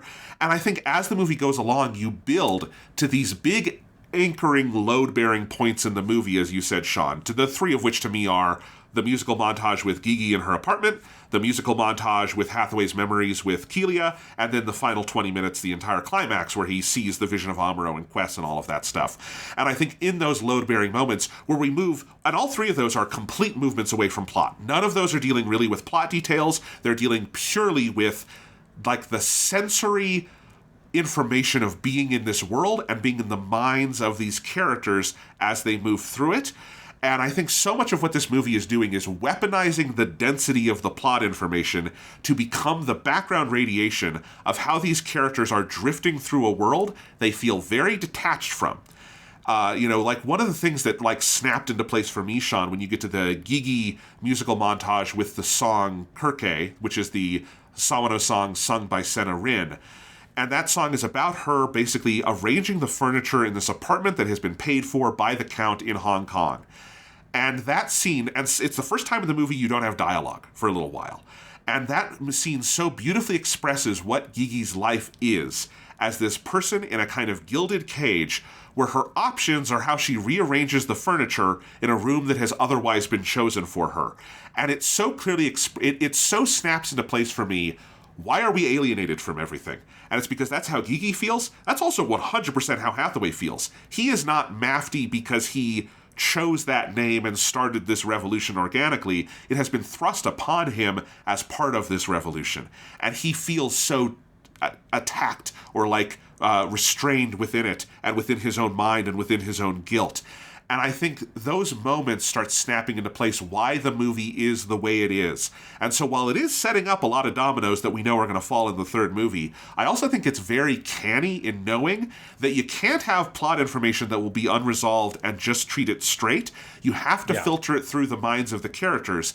And the whole movie, I think on a formal level, is incredibly masterful at how it is doing that. And it's audacious and sometimes pretty experimental in how it's doing that.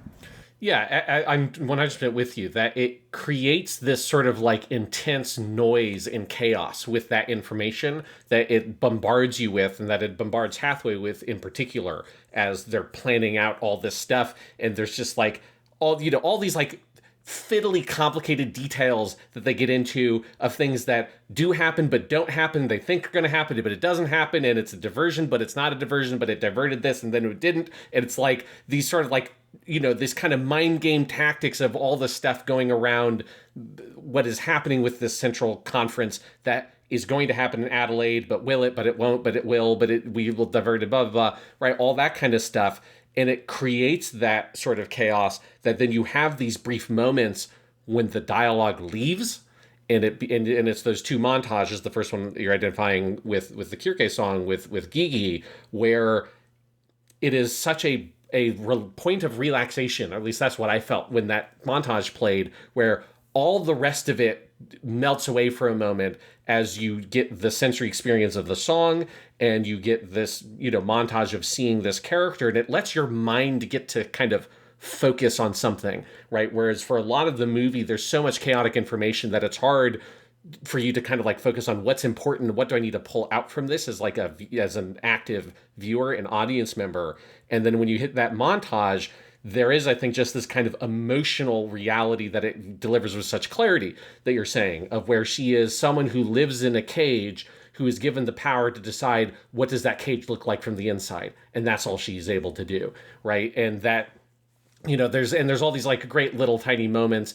This is a little bit in the build up to that, of like her with the taxi driver, and her trying to like very forwardly like assert that she's not this kind of person. She doesn't live in this class, that she is in the unfortunate position of being somebody's courtesan, I think is the translation they use, Aijin, a lover, right? But she's like, I'm not like these people that live in this place, because there's also the Federation officer a little bit earlier that sets that moment up, where she says that, like, all the frustration built up amongst the people from these heavy-handed approaches of the Federation means that if you are someone who's perceived to be a member of this upper class, like, you are in danger. And so she is, I think, like, incensed in some ways internally by the implication that she is like any of those people, because she's not, because she doesn't have the actual power and freedom those people enjoy. She is just a creature living in this cage, and the only way out of that cage is Hathaway,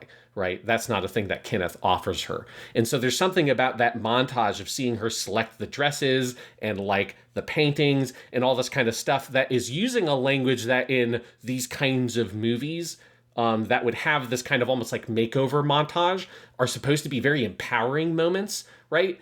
And this is the exact opposite of that. She isn't actually empowered. It is her exploring the boundaries of the little tiny box she's been put into.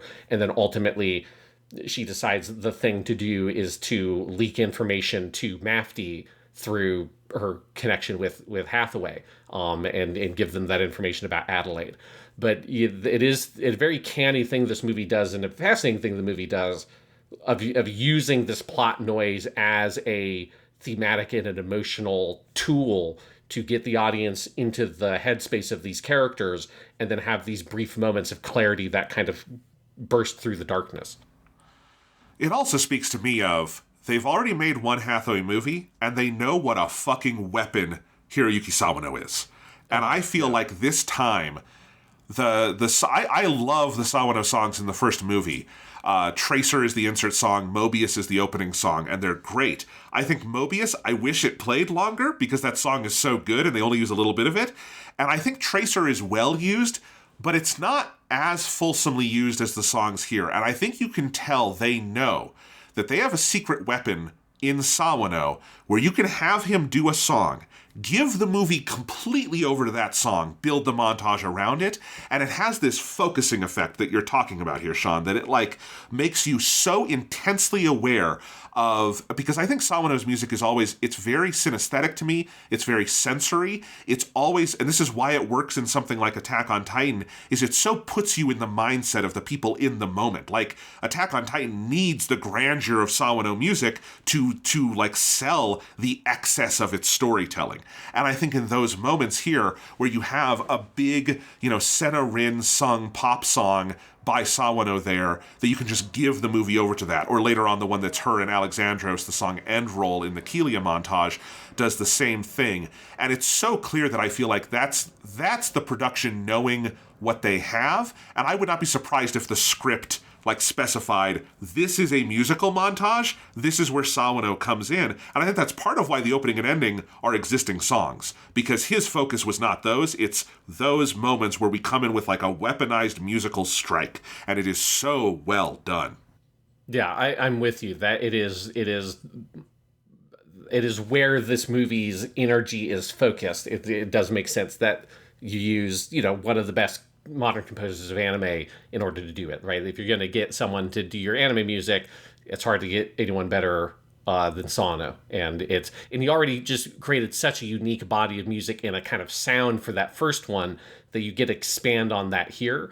Because they're both fantastic insert songs, but again, they're kind of different than the thing you think of when you think of the Sawano insert song, which is your big bombastic action theme, and that's not what they're doing here. They're not trying to sort of give you that sort of emotion. It is this very like somber internal emotion of the characters that it's giving you access to in these quiet moments of, well, a quiet moment of introspection for Hathaway. Again, for Gigi, she's not a character that I think of as being introspective, right? If there's like of the many ways in which Hathaway and Gigi are kind of opposites, Hathaway is someone who lives totally in the past. Gigi is someone who lives only in the present, right? And lives instinctively in this present moment. And so her montage is this quick series of snapshots of present moments of her making all of these snap decisions about what she wants in that moment, whereas Hathaway's montage is completely about this whole relationship and this whole life he had at like post Char's counterattack, leading to this present moment where he fucked up.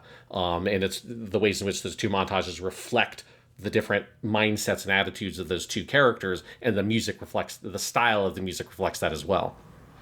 Well, exactly. And if the Gigi montage is about the cage she is in through, like, literally being effectively like a sugar baby for the Count, but also the broader, like, patriarchal architecture of this society wherein she does not have other clearly defined opportunities. She is also kind of an entry point for us to the various people living, quote unquote, illegally on Earth, and what do you have to do to survive, right, in that scenario, and be here. And I think she's kind of a representative for us of that. But then you also have Hathaway's cage, and there's kind of two parts of it. There is, I think, the entire MAFD organization where, like, Hathaway is not a board leader, guys. He is not the guy. He has kind of the Shar Aznable energy of being like, he can play it when he wants, but he really fucking doesn't want to, right? He wants to be, you find him laying on the deck of the ship outside of his room trying to be away from everyone while they're talking about strategy. So there's that element of him kind of misaligned for the role he's playing. But then there is, of course, in his head, he is, and I think there's different levels you can read this into, and I saw some great, I was talking to various listeners on Blue Sky last night and got really good comments, and one person said it's like, you could read this as, it's such a good depiction of, like, someone who's living with, like, intense mental illness. And, you know, Akeelia is such an interesting version of a character who's really trying to get in and help him, and he's just not accepting it. But, of course, it is trauma, it is PTSD, there's all sorts of ways you can read it. But as you say, Sean, he is, in whatever way you define it, he is living inside his head, and he is living inside the past, and he is talking to ghosts, and he fucking hates himself. And that is his cage that he cannot get out of. Yeah, it did. Hathaway, poor little boy, he really fucking hates himself. The way when you get back around to their flashback to Char's counterattack, and that's actually an interesting thing this movie does, is the first movie left it ambiguous whether it was following the book continuity or the movie continuity, because if you don't know, the Hathaway's Flash novels are sequels. This is all confusing, but listen to upcoming episodes of Japanimation Station where we'll break this down, to the Beltor Chica's Children novel version of Char's counterattack, which is a novelization by Tomino with various differences from the movie Char's counterattack, and in that version, Hathaway killed Quest directly, rather than Shan, who does not exist in that version of the story, killing Quest and then Hathaway killing Chan. They've chosen here, and I think this is smart for the movie version, to align with the movie continuity, and so you see the death of Quest by Chan, and then Chan's murder by Hathaway from Hathaway's POV, and the way they play that, and like the fucking horror of this evil thing he does, like, it's so well done cinematically to make you feel his agony over this thing. You cannot live with yourself after having done that, right? Yes, absolutely. Like, yeah, let's just get into all of that stuff, because I think one thing I find really fascinating with how they treat Hathaway in this movie is that I think there's like a really big question about how much of what he's experiencing is some version of something from him having an aptitude for new typeness, however you want to refer to that. Are they like new type style psychic visions where he's getting in touch with something very deeper with the world? And how much of it is he's a kind of a broken person from the experiences he has undergone? You know, like, is he seeing literal ghosts, or is he seeing figurative ghosts? Or is he seeing both of them? And I think it's a really big question, because I do think both these movies, the Hathaway movies, are much more vague about the way in which new type stuff is presented. You know, they don't give us the like convenient shorthand of the TV show Gundams, where it's like you have the like lightning flash across the character's eyes, and it's like, I saw what happened 5 seconds in the future, and so I aim my rifle. That, you know, like, you just have those things in the TV shows make it very clear and really clearly delineate like where the new type stuff kind of starts and stops. And there's conjecture and stuff in within there, and you can have interesting conversations within there, but you have some pretty clear boxes that either you are in this box or you're in this other box. And in this movie, I think it's pretty clear that Gigi is meant to have some kind of, premonitions in foresight that she kind of denies, that she doesn't actively or consciously think she has, but that she does intuitively have. That is, the only thing you could use to describe it in the world of Gundam is she's a new type, and she has a intuitive emotional connection to the world that allows her to sort of anticipate things before they occur, and she reacts to those. Kenneth sees that, and so he's using her as his, canary in the coal mine, as a strategic tool, right? Hathaway in the movie never has anything like that. He never has a, like, I know exactly what's going to happen before it happens. He is an incredibly skilled pilot, and he's by far the most skilled pilot. I mean, nobody can fucking touch this dude. I mean, its lane aim is not even much of a threat at all. Like, he's lane aim puts up a better fight this time than he did in the first movie, but not by much.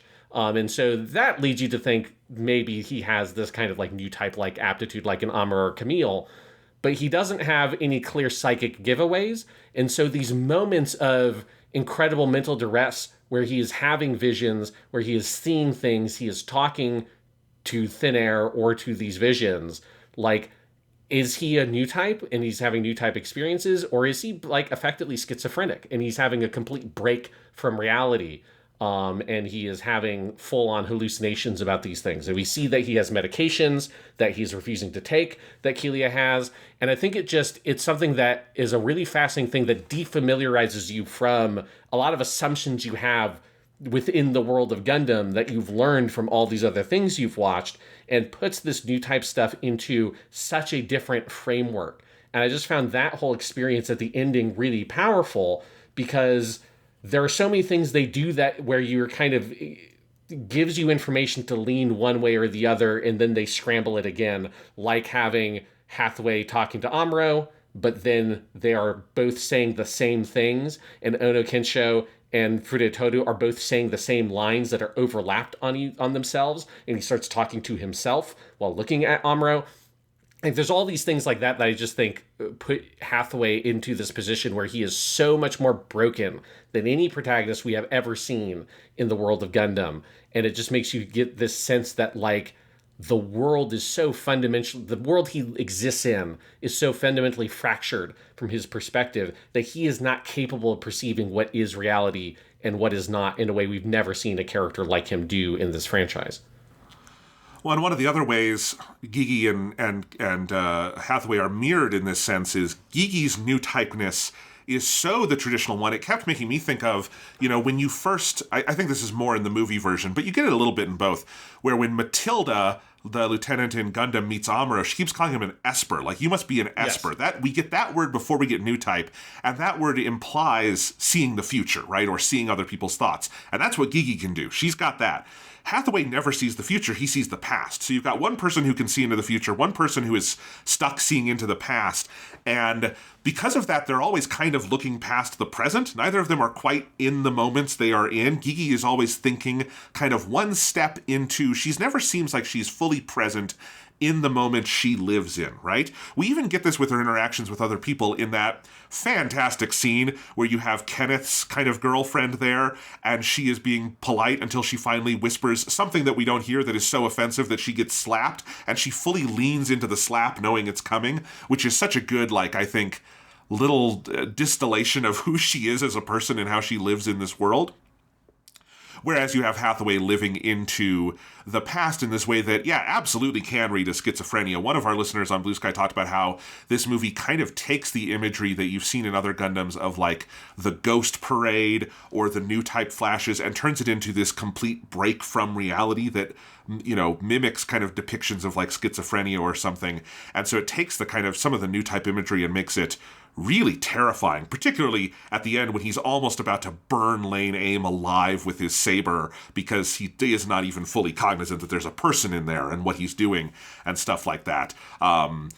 These people are fucking broken. You understand why they kind of think they need each other, but then there's also the appeal of each other person to the other is of filling in gaps that they really do need to fill in themselves at some point, right? Gigi is a Band-Aid on what Hathaway's problems are, and Hathaway's a Band-Aid on what Gigi's problems are. They are not actually solutions. And I think one of the reasons this movie is called, whatever version of the title, around that Kirke name, what's interesting is that the movie does not necessarily identify for us a singular Kirke, right? Kirke. I think you can read it in either direction. Obviously, Gigi is the more traditional Kirke-esque figure in terms of the temptress and the woman and the femininity of all of that, and that is how Kenneth views her. That's why he's named his brigade the Kirke Battalion, all of that kind of stuff. But Hathaway is also that to Gigi. Like, I think that's a really important thing to this movie, is that someone who is tempting in both directions to lead you off the path that you are supposed to be on, which is the Kirke story of the Odyssey, right?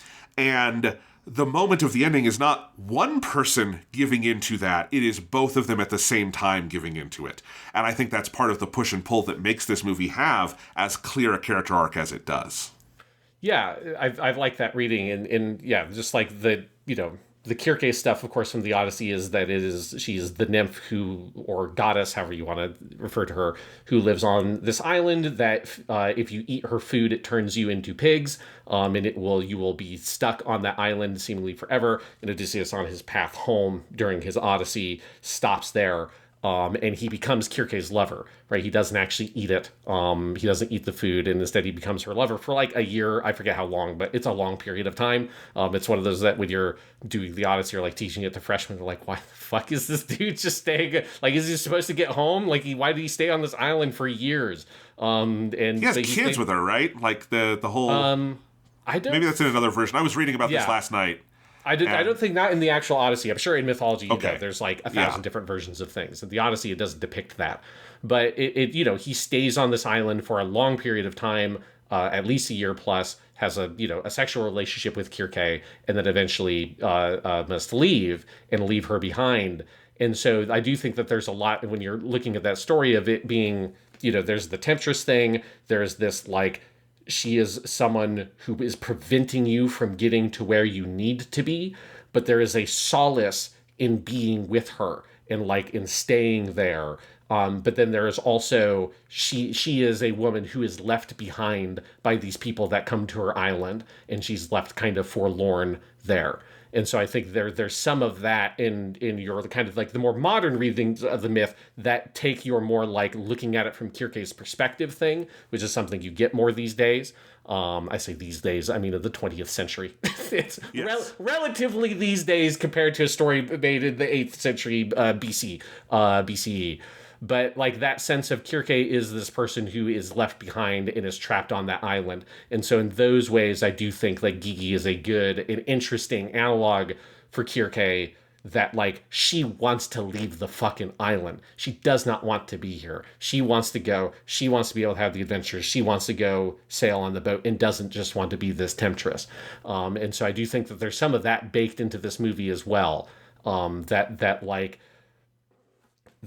Her and Odysseus being together is putting both of them into maybe like a sense of stasis, and that like Kirke needs to find some way for her to leave, and Odysseus needs to find some way to leave. But if they're both together, they will both be stuck on this island, never able to go to the path that they need to be able to go on. And I think that's a lot of what is happening there with some of like the Odyssean references they're making here. But again, I really do think it's important that, and I think it's part of how this movie frames things that is so smart, is that the end of the movie is not a one-way, one person gives into the other. It is this like both. Overwhelming both, and into this point of, as you say, I think you can immediately imagine how this is going to go. And I was actually looking at a summary of the book, and this movie does omit the final chapter of Book 2 of Hathaway, where it does follow up a little bit on the moment where they come together in the mobile suit, and they actually think about what the future is going to look like. And I think this movie is absolutely right. That's the story of the next movie. This movie needs to end on the moment where their lips lock in the mobile suit. That's it. That's the story of this movie, is getting to that point, and then you cut. and we don't see any more, because that is so essentially what this story is. Because in so many ways, both of them are the tempting path that is wrong for the other person, right? Like, I think there is something alluring about Hathaway's anarchy to Gigi, but in terms of like actual like self-preservation and all of those things, no, joining the doomed rebellion, which I think is like pretty consistently depicted as doomed in these movies. Yes, they so clearly have no chance of affecting their goal. Like Hathaway is a Char, I think, narratively, but he is not a Char in terms of what he can accomplish. Even Char couldn't accomplish the things that Char tried to accomplish. But he came close, you know. Hathaway's not...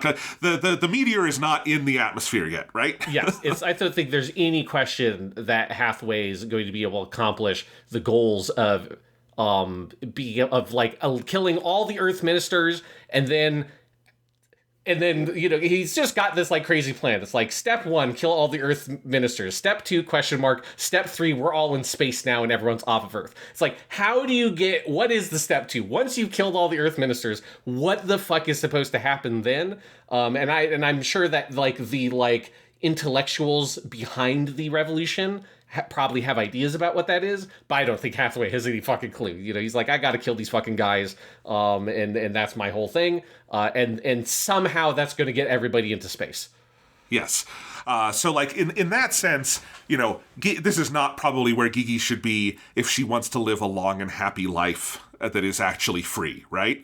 And then in the other direction, obviously, like, Hathaway needs to deal with his shit.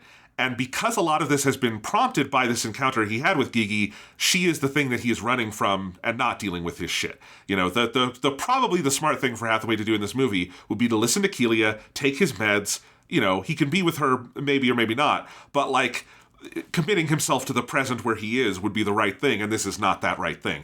And I think the movie wants you to be aware of all this. I do not think you are meant to see the end of this movie and go, oh, they got together, thank God, so everything's going to work out okay. This is happily ever after. This is not that. This is not two people flying in space. This is not the ending of Gundam F91 where you're like, this is a very romantic moment. You know, this is supposed to be, I worded it as, it is euphoric, but it is also dark. And I think that's a tough tonal tightrope to walk that I think this movie does unbelievably well.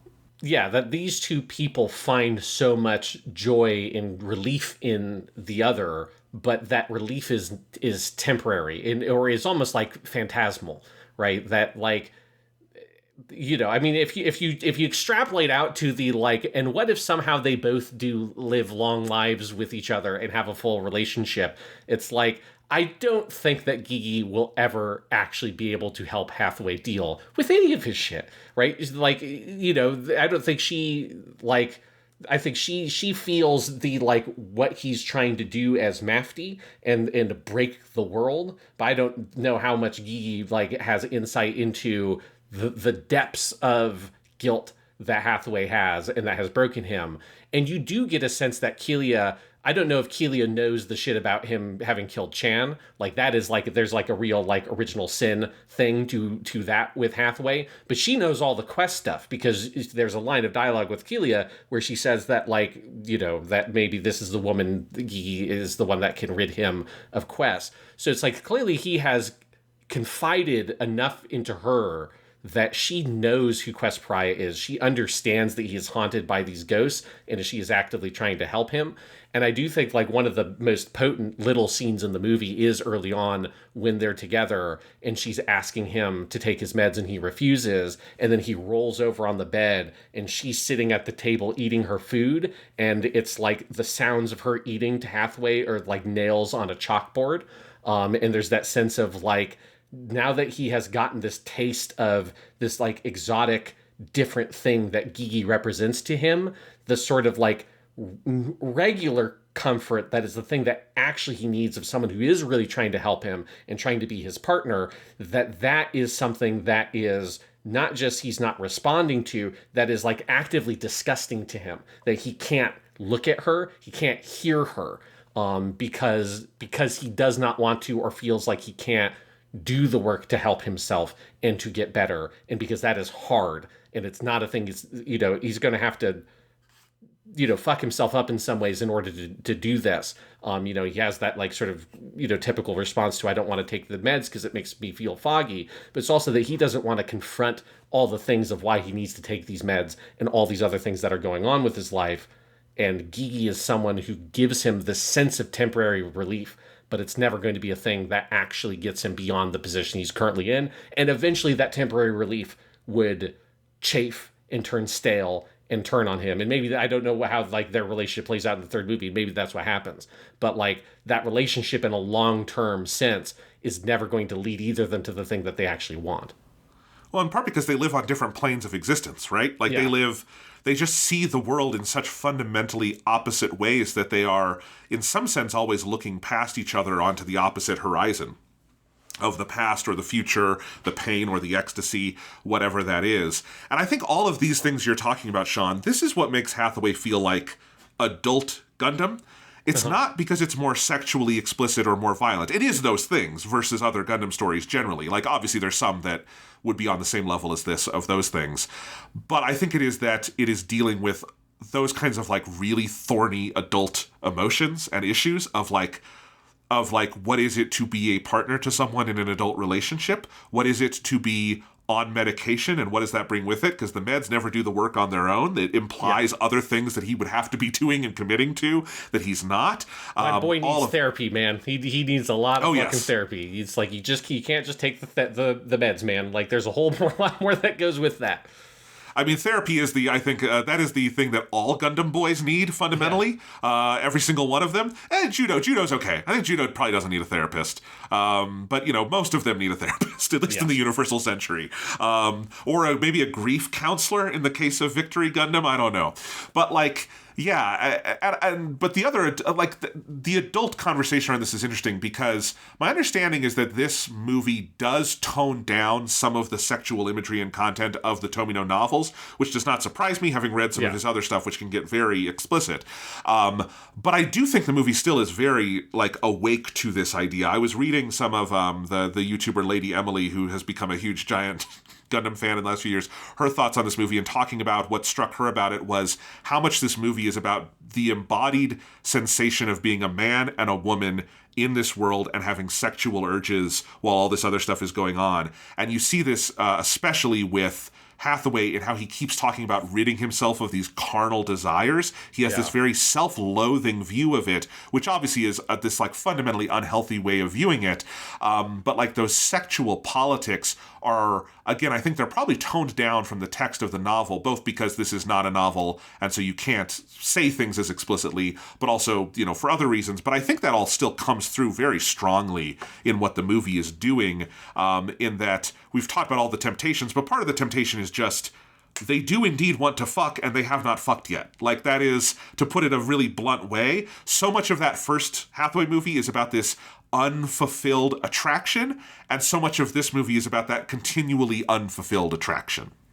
Yeah, and because I do think, particularly with Hathaway, his shit is so interesting, where he's so trying to embody this idealized vision of what it is to be a revolutionary leader, right? And it's something I think is so illuminating when you get that flashback with him and you get the flash of what his relationship with Kelia was, where they just communicate it entirely in visual montage, but it's he has a real...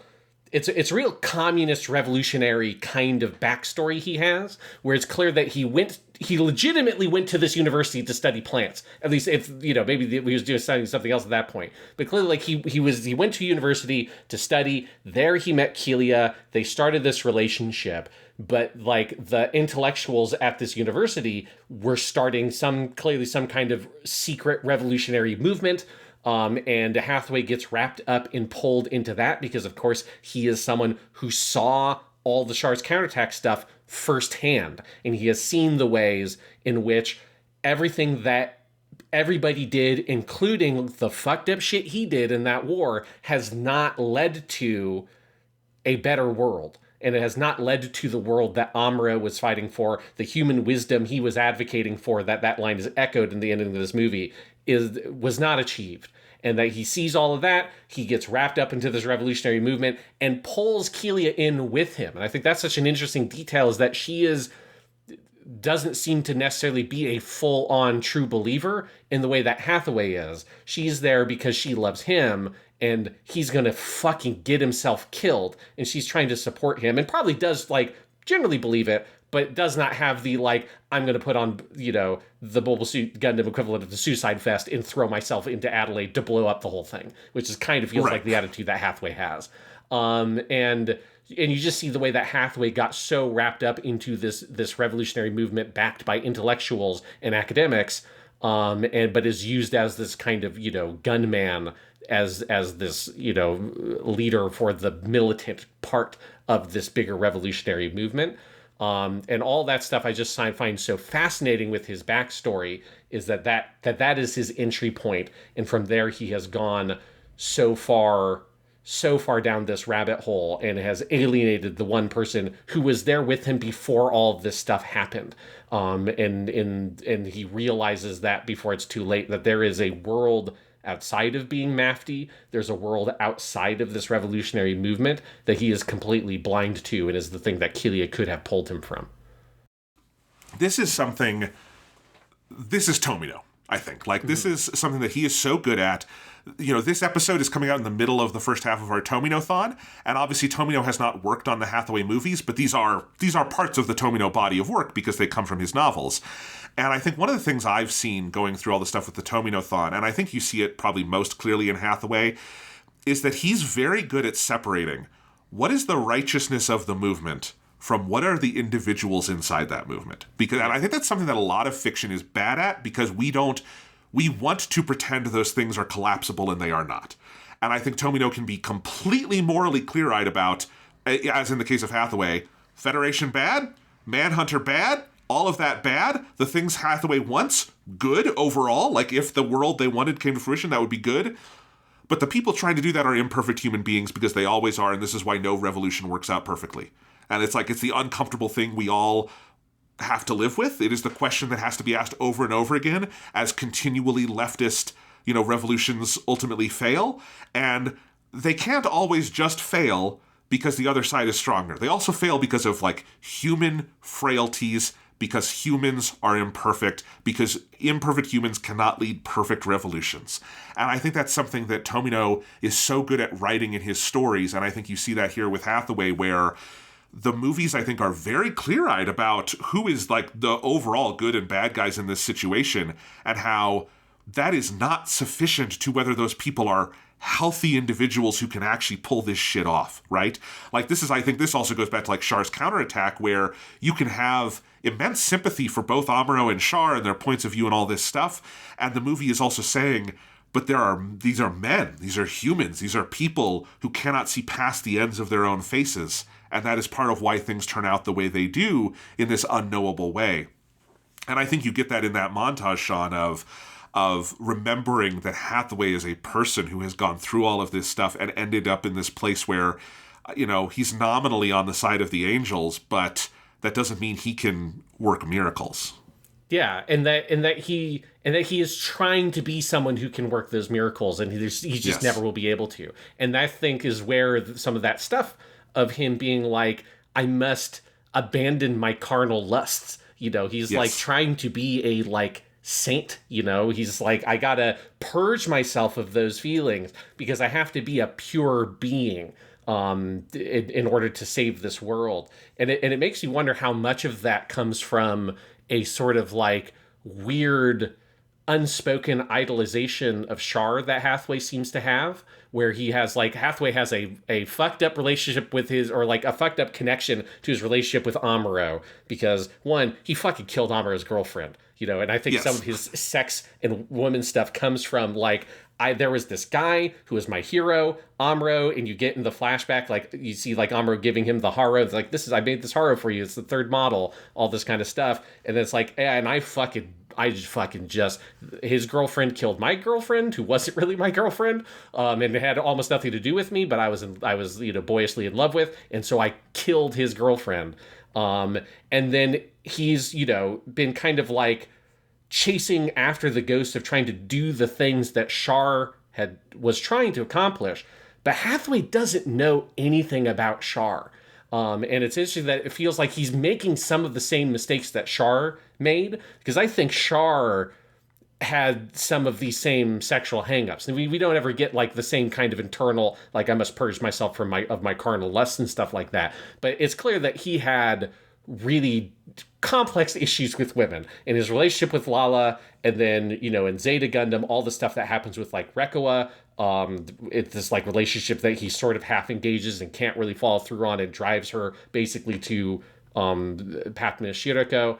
And then you have this sort of weird relationship with Nanai in Char's counterattack that is clearly a sexual relationship, but he doesn't seem to have any passion for it. And he's just manipulating all these women like he manipulates Quest Pariah to come to his side and uses her as a tool. And so there's this sense of like, I think Char, you know, we get his whole like, Lala could have been like a mother to me, has all of these, a similar brand of sexual hangups that come from maybe a slightly different place. And Hathaway has kind of stumbled into this same path in trying to, looking at Char as a complete outsider, having no understanding or insight into Char, the human being, but just as the guy who tried to do the Axis shock thing, and I fucked up by trying to help stop him, and I need to pick up where he left off and reject all these things of who I was as a person who idolized Amuro, and I must throw all of that away in order to chase being this revolutionary leader in the shadow, in the guise of Char. And in so doing, he runs into the exact same mistakes that Char made. And I think it's like a really fascinating thing that Char never shows up in his visions because Hathaway never knew him, but it's the person that he's most trying to become. And Amuro has that one really biting line, or the vision of Amuro, or, you know, in Hathaway's subconscious, wherever you're reading this coming from, where he's like, are you going to try to chase after the man who took Quest away from you? And I just think like his relationship with Char is so tangled and confused and wrapped up with his own self-worth, in his like sort of rejection of the pseudo father figure in Amuro, this rejection of an actual father in Bright that you also get, I think, very critically in the flashback. You see a Bright slap from a first person POV in the body of his son, which colors the Bright slap very differently than the like, get up here because I'm going to correct you. It's like you get like a very different, his relationship. It's different when it's his literal son and not his metaphorical son on the ship, right? Yes, and that you're seeing it through the eyes of that kid. Yes. This like 12-year-old traumatized boy who has killed an innocent woman. Or it's like a woman on his side, you know, like someone that was not trying to harm him, and he killed her in cold blood.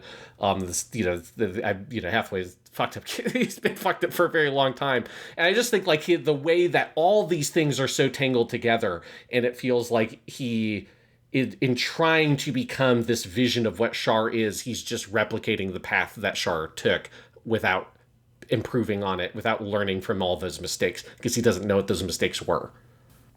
At 100%. And yeah, it is notable that Ikeda Shuichi's voice is not in these movies, right? Yeah. And they could get him if they wanted, obviously, but it is a specific, like, chosen absence that Char does loom over all this, but we never see him, we never hear him, but we hear and see a lot of Amuro. Amuro is the voice in Hathaway's head, but it's the voice he's trying to run from, and that is so interesting. And on the whole point with, like, Char and sexuality, I also think, like, Sean, I've always liked your reading of Char as Ace, as asexual, that he is someone who performs sexuality without fully understanding it. And I think that, you know, because often Char is also possibly read as queer. I think those readings can be complementary, and kind of there's a spectrum there, right, of outsiderness to the world of heteronormativity, I think is what you could say with Char. And so that is a very different sexual hang-up than Hathaway, but there is kind of this spectrum of having an uncomfortable relationship with it for one reason or another. And yeah, there's just so much rich content there. And in the climax, I think the way cinematically that is all expressed, and just, again, coming back to, it's not just the story, but it's the form. If we're just talking about the story, we could talk about the books, but, like, how is the film portraying all of this? And it is the splendor of that last sequence. Both, like, the way these films do mobile suit action is just absolutely unreal.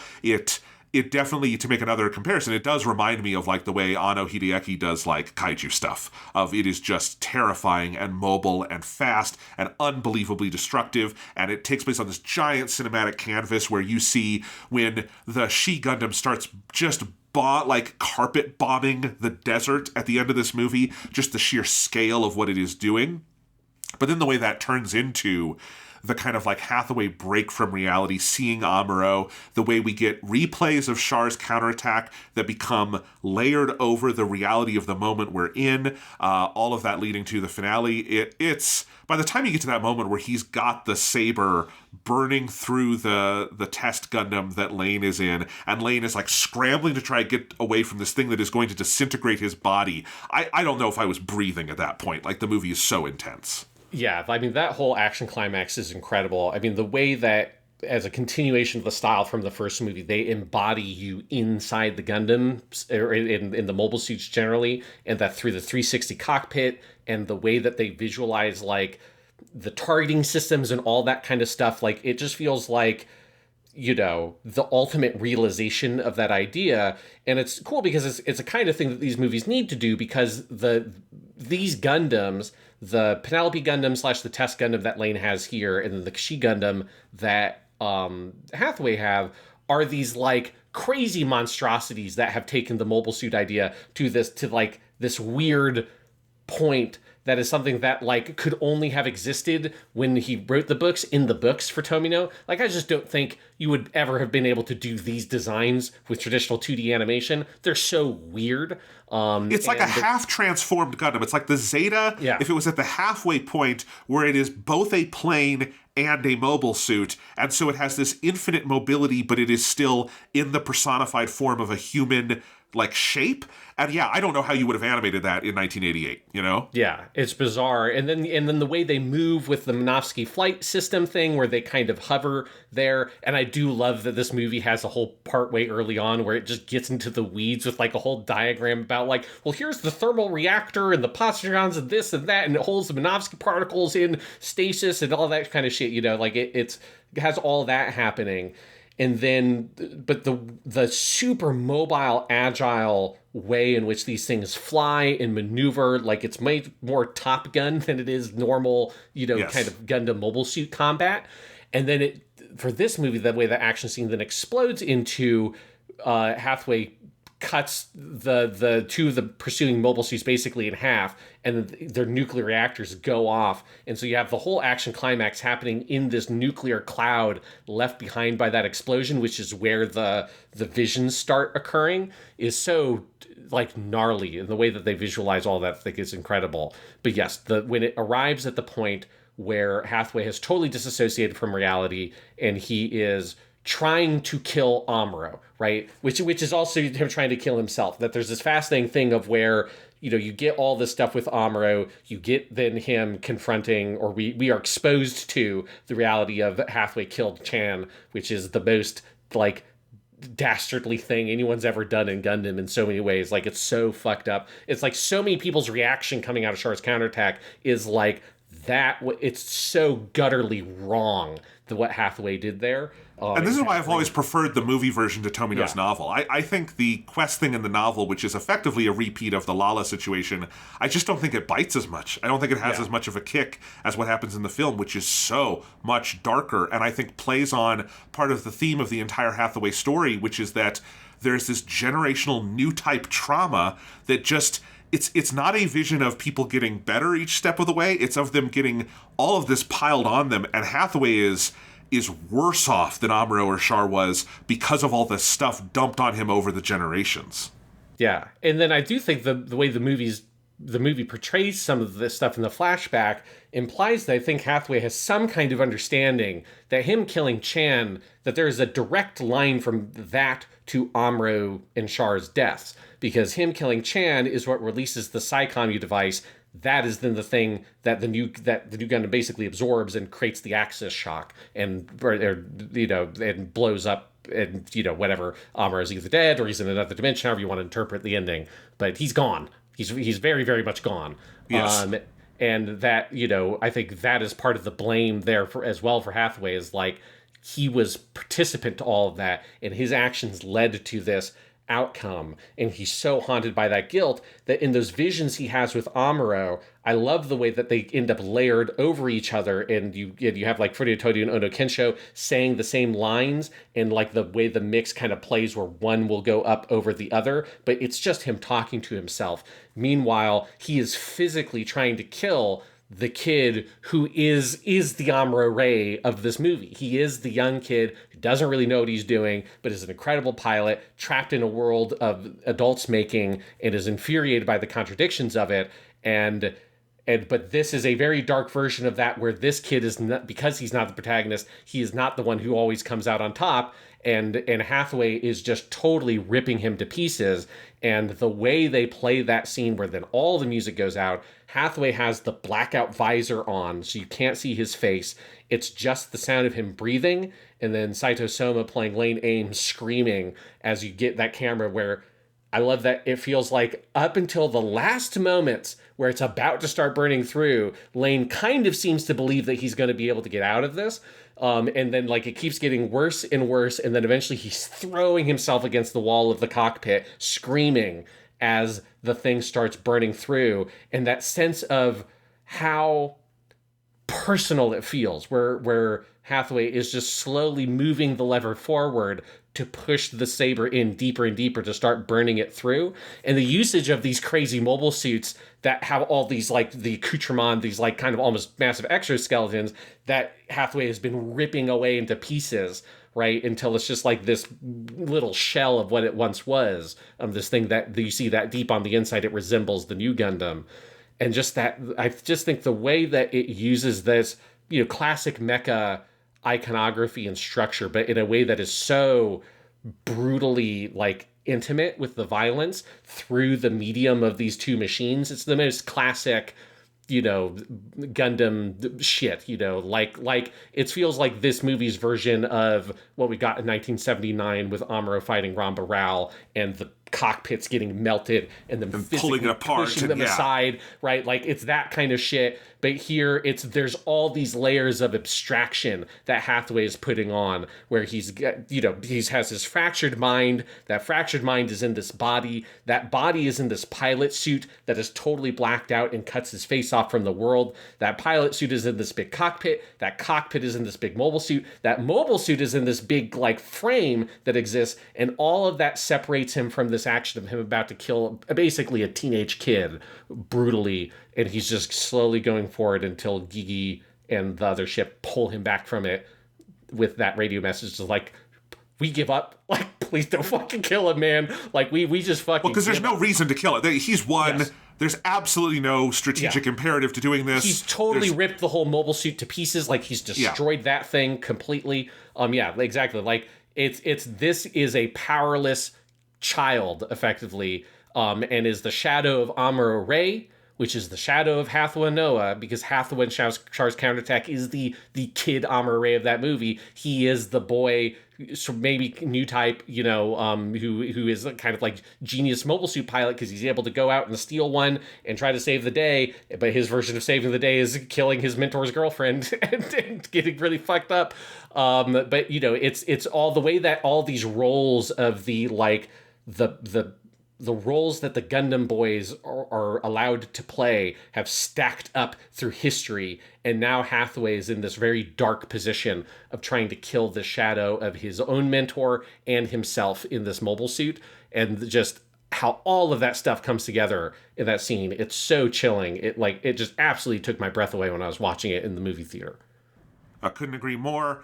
And, what I've been thinking about as you've been talking, Sean, is just how much, like, it expresses the idea that the only thing Hathaway knows how to do is violence. That's it. He does not have any other language or action he can take other than doing bodily harm to other people.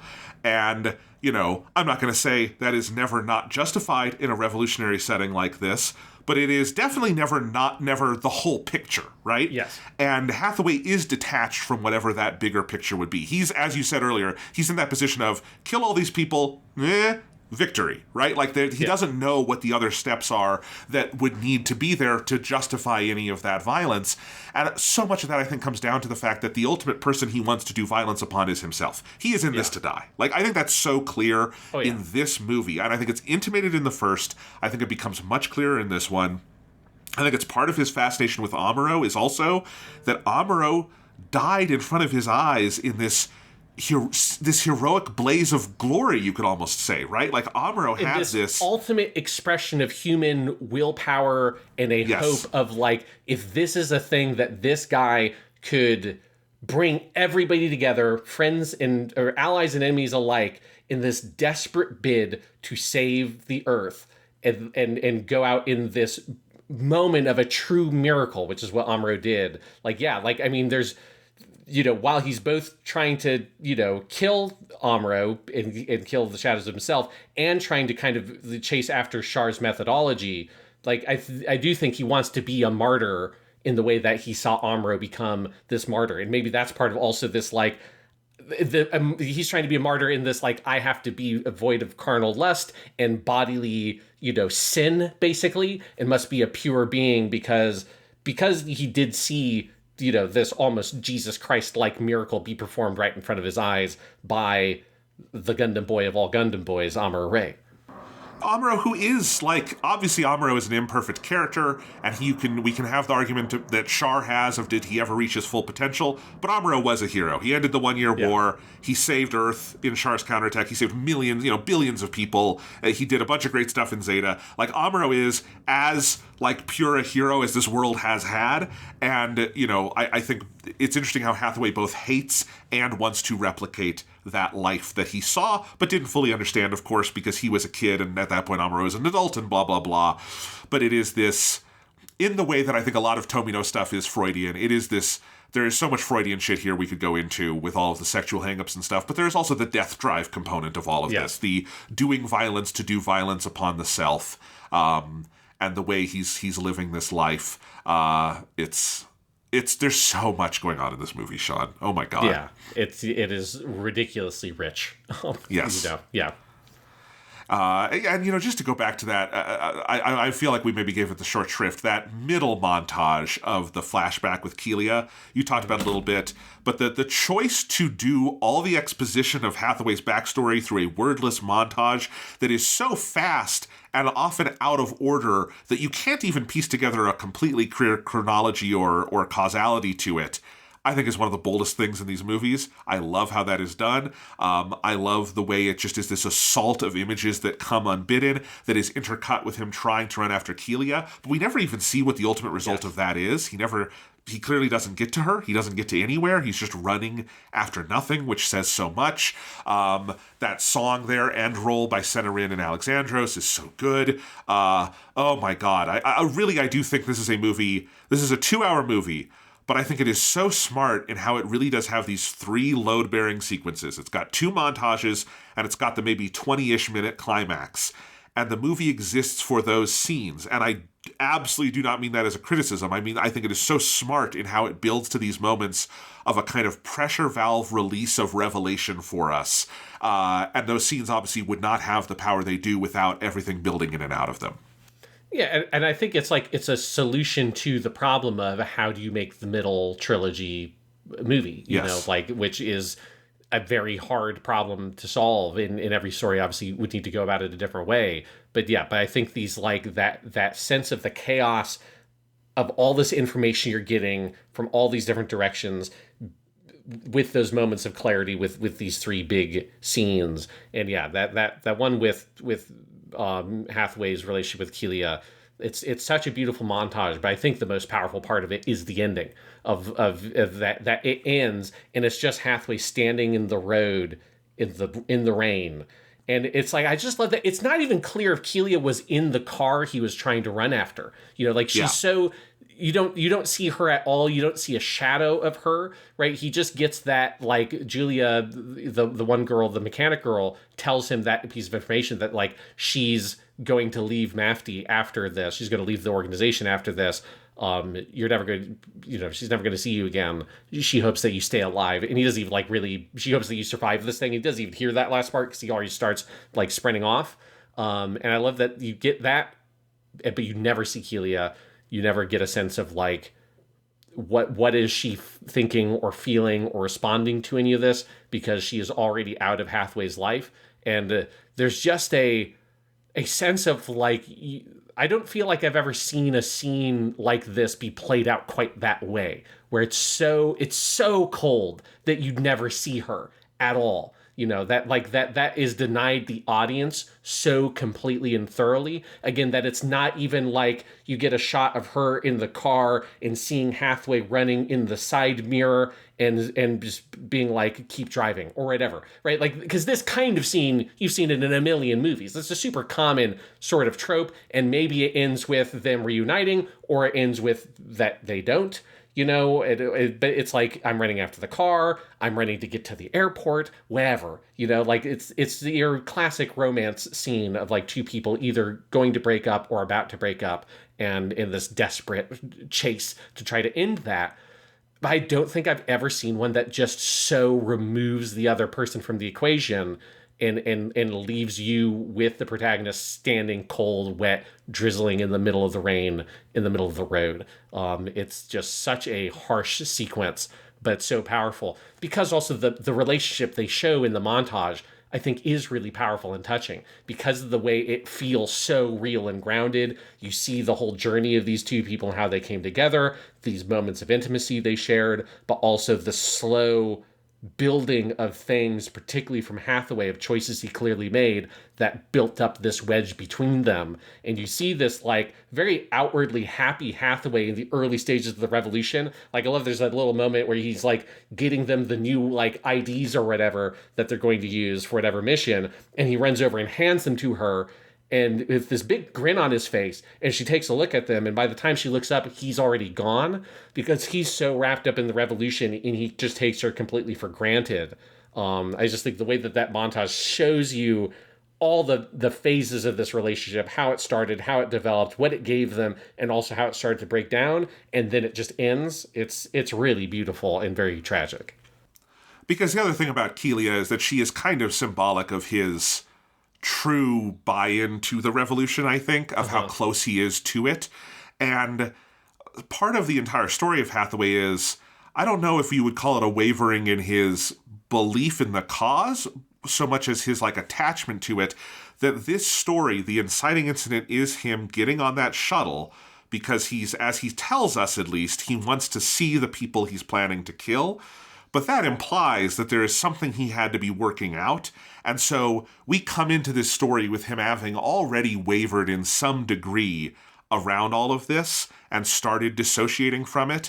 And of course, by the time Kelia is gone, I think that is the ultimate dissociation, where he can still play the part, he can still go out in the mobile suit and wreck shit, but his heart is somewhere else, wherever. And really, it's in his head, it's in his past, it's in his anger. It's in his head, and it's like reaching out for Gigi, like the whole time. It's like, he's constantly trying to think about her. Because in the first movie, the other huge moment of wavering is in that key scene that I know for both of us is like the best part of that movie, where they're running outside as the big attack happens. This is where you have the like very sensual moment of them embracing and rubbing into each other as the mobile suit behind them is being like basically gouged by a beam saber and sparks are flying all over the place.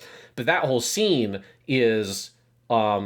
Hathaway was meant to ditch her and run away, and one of the other members of MAFTI is there, and he sees her, and he stops and hesitates, and then he physically picks up Gigi, who is almost like catatonic from the stress of this attack, because I especially imagine her being a new type, she's like feeling it so powerfully, and he like tucks her under his arm and sprints off in the opposite direction.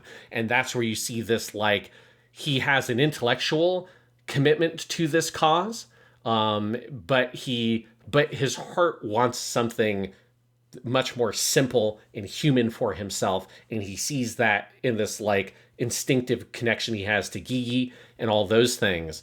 And he chooses, in that moment, he chooses those over his role of being MAFTI. And I think if there is any hope of MAFTI being successful, it is a world in which Hathaway is able to be the saint he's trying to be, is purged of these like worldly desires, and he reaches some kind of like nirvana like state. And in that way, he could cast Gigi aside. She would mean nothing to him. All that would exist would be this cause. He wouldn't need to go look into the faces of these Earth ministers. He would just blast them out of the fucking sky, because what's the point? They need to die for the sake of the cause. And I think Hathaway believes that that's the kind of person he needs to be. And that's maybe part of the problem, is he doesn't understand that that's not a person that anyone can be.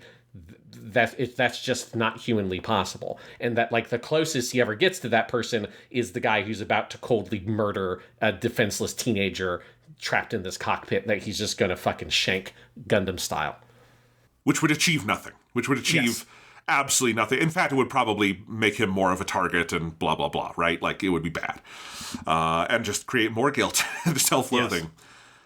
So, of course, it is stopped by Gigi and the crew of the shipping, like, we surrender, stop, Gigi can be your hostage.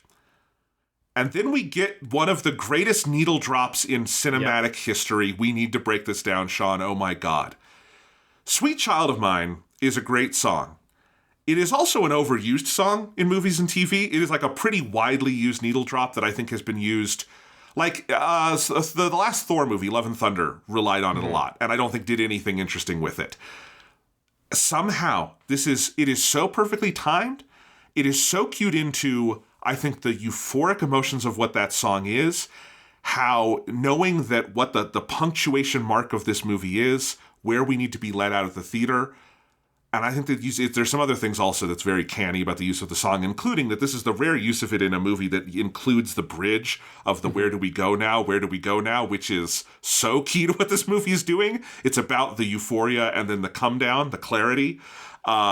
Oh my God, Sean, when you reach that moment and their lips lock and you get those opening chords and then we cut to black, I'm floating on cloud nine. It is one of those moments that you can only get from the perfect marriage of music and imagery and timing and staging, where I think more is said than you could say in a big fucking Shakespearean soliloquy, just through that instantaneous marriage of music and image. It's unreal.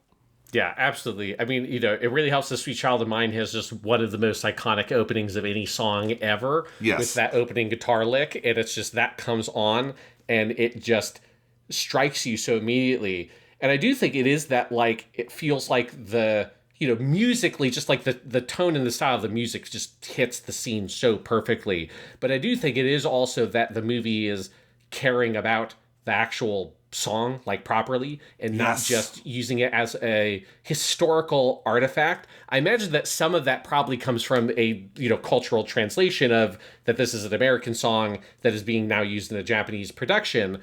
And so I don't know what Japan's cultural relationship with Guns N' Roses is, or Japan's cultural relationship with this song specifically is.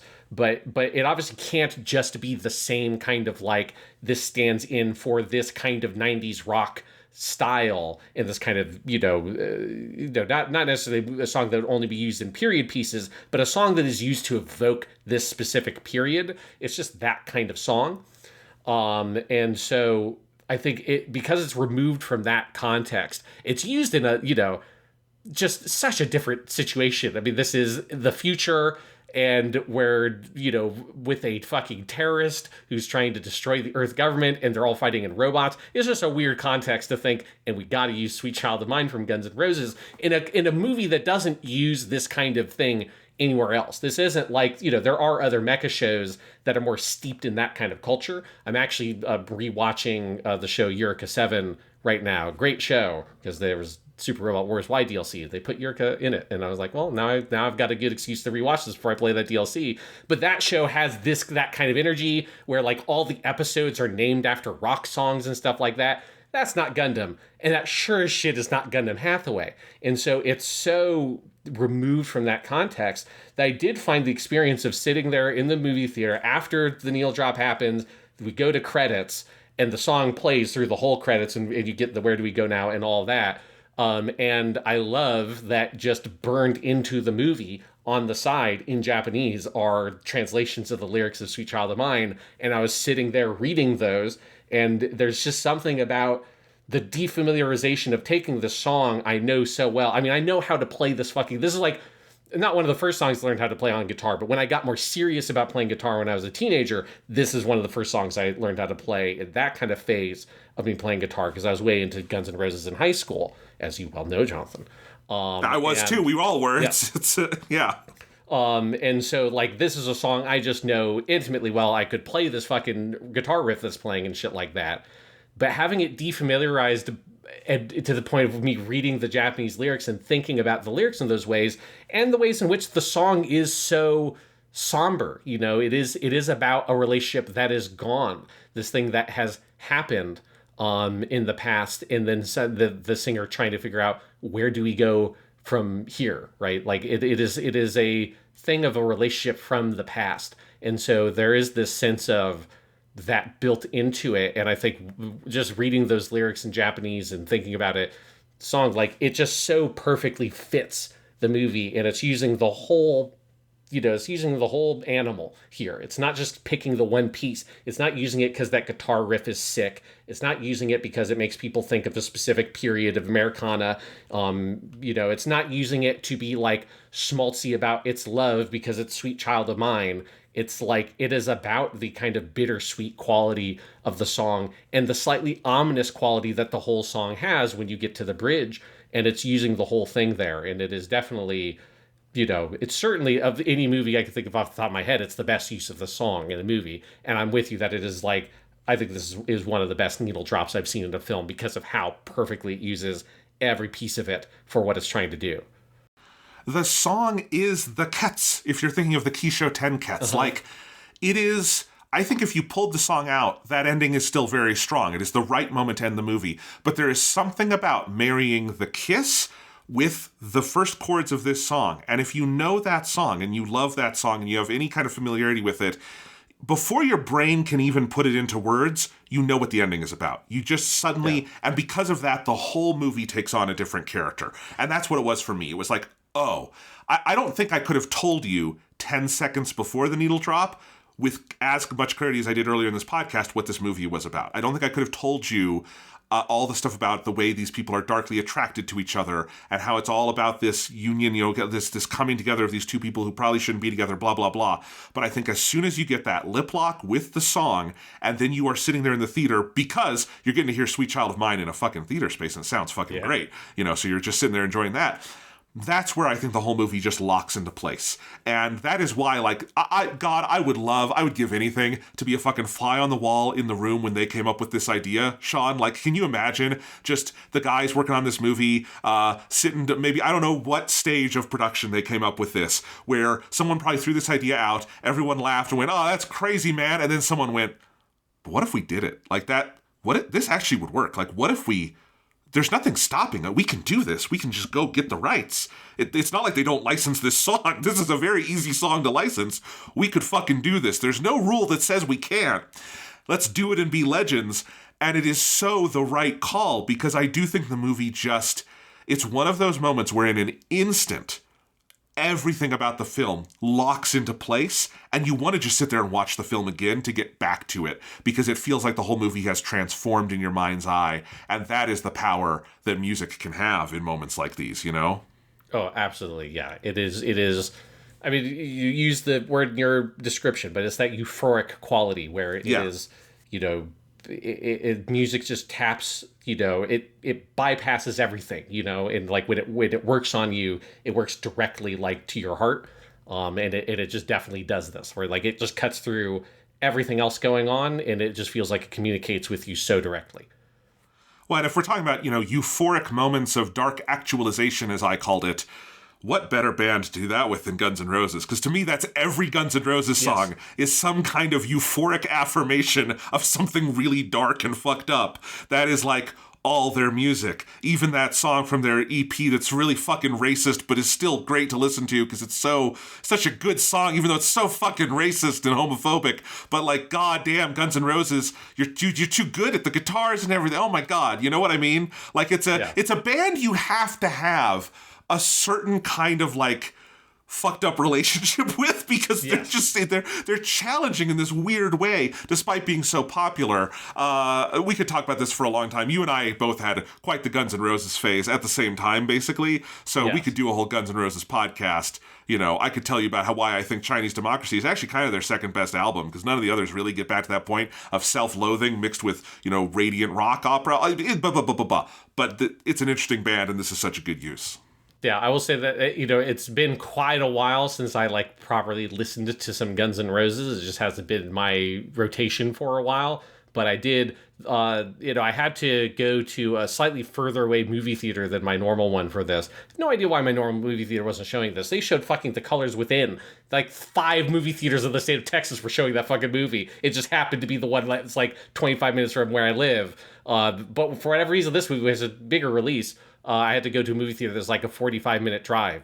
But I did get to put on a sick Guns N' Roses playlist. I'm like, yeah, this is what I'm going to listen to on my drive home, is some Guns N' Roses. And it really took me back, because I had not, like, sat down and be like, I'm going to listen to Appetite for Destruction. It's not a thing I've done in like 15 years or something.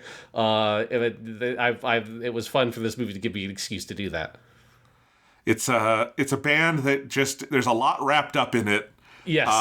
But it's so good at the same time. You can't resist it. And you know what? That is also Hathaway and Gigi's relationship. There's a lot of fucked up shit wrapped up in there, but they cannot resist it, and neither can we.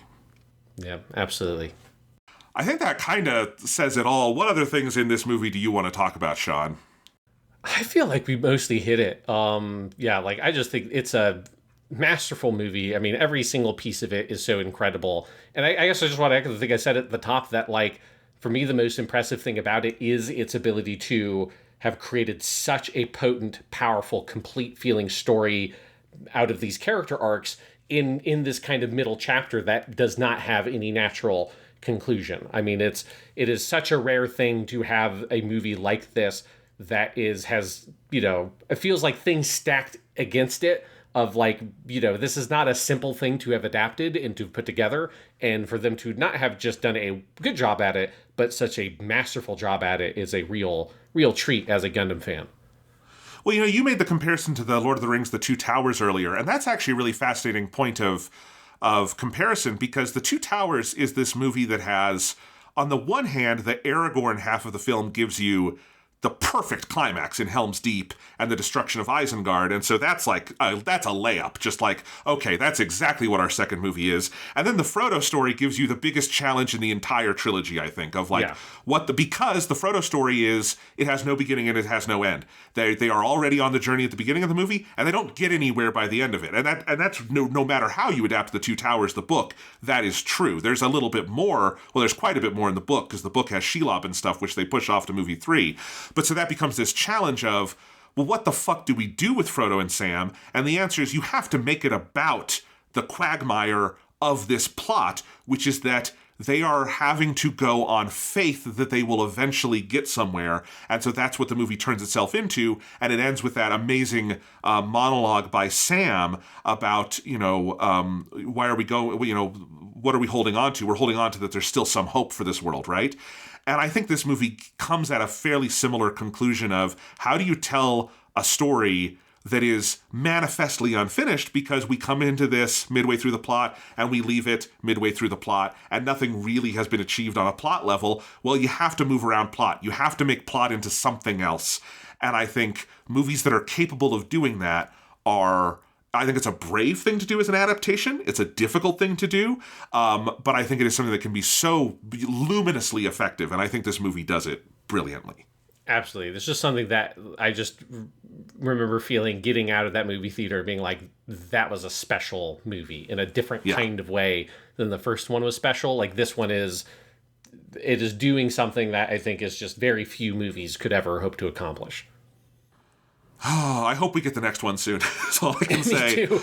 I was bummed when, that Bandai Namco Sunrise announcement of projects up through 2029 conspicuously does not have Hathaway 3, and I really hope we get it before 2020. Yeah. Maybe 2029 will be the year we get it. I don't know. That would be 3 years. That's acceptable. it would have been the most foolhardy thing in the world for them to be like, and this movie's definitely going to come out by the 50th anniversary. I'm hoping that it does, but there's no way they would announce it because No. that would have been like they would just be begging for something to happen in that movie to get delayed. I know. Yeah, At least these movies are very successful, so there's an impetus to do it. Like there's all the commercial impetus, which helps because I don't think these are cheap Gundam movies either. No. These are big productions. Yes. So. All right. Sean, Gundam is so great. We're in a mode where we're also recording the second half of our Tomino-thon season, which means we're in full-on Gundam mode, and it's nice to be back. That's all I can say.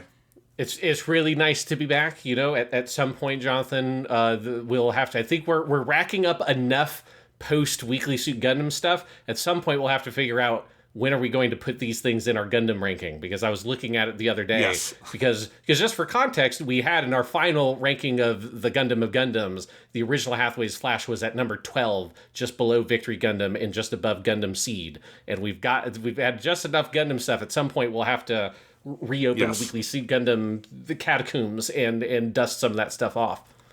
Yeah, I think Hathaway I remember being tough to rank because it's like, really, eventually we're going to want to rank it as a trilogy, as a unit, but we're not there yet, and we won't be there yet for a while. But yes, we are going to have to crack those back open. If you haven't been listening to Japanimation Station, we are nearly done with part 1 of our Tomino-thon. The 2 episodes on Aura Battler Dunbine just came out, and you do need to go watch the second one on YouTube, because that's where we have the Beyond the Todd clip at the end, because I'll just let you know, there's a scene in Aura Battler Dunbine, there's an episode called Beyond the Todd, and if you're wondering, did they do a full song parody with an AMV of Beyond the Time? Yes, we did. We fucking did, because that's who we are.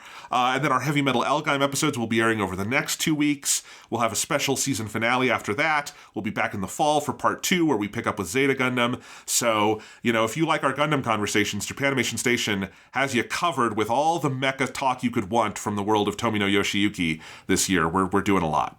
Yeah, it's a lot of very, very exciting stuff. But in the meantime, Jonathan, I think we should all just have a little bit fun. And tomorrow we should just celebrate together the Relieve Your Stiffness Salon Pass Day. That sounds like a good time.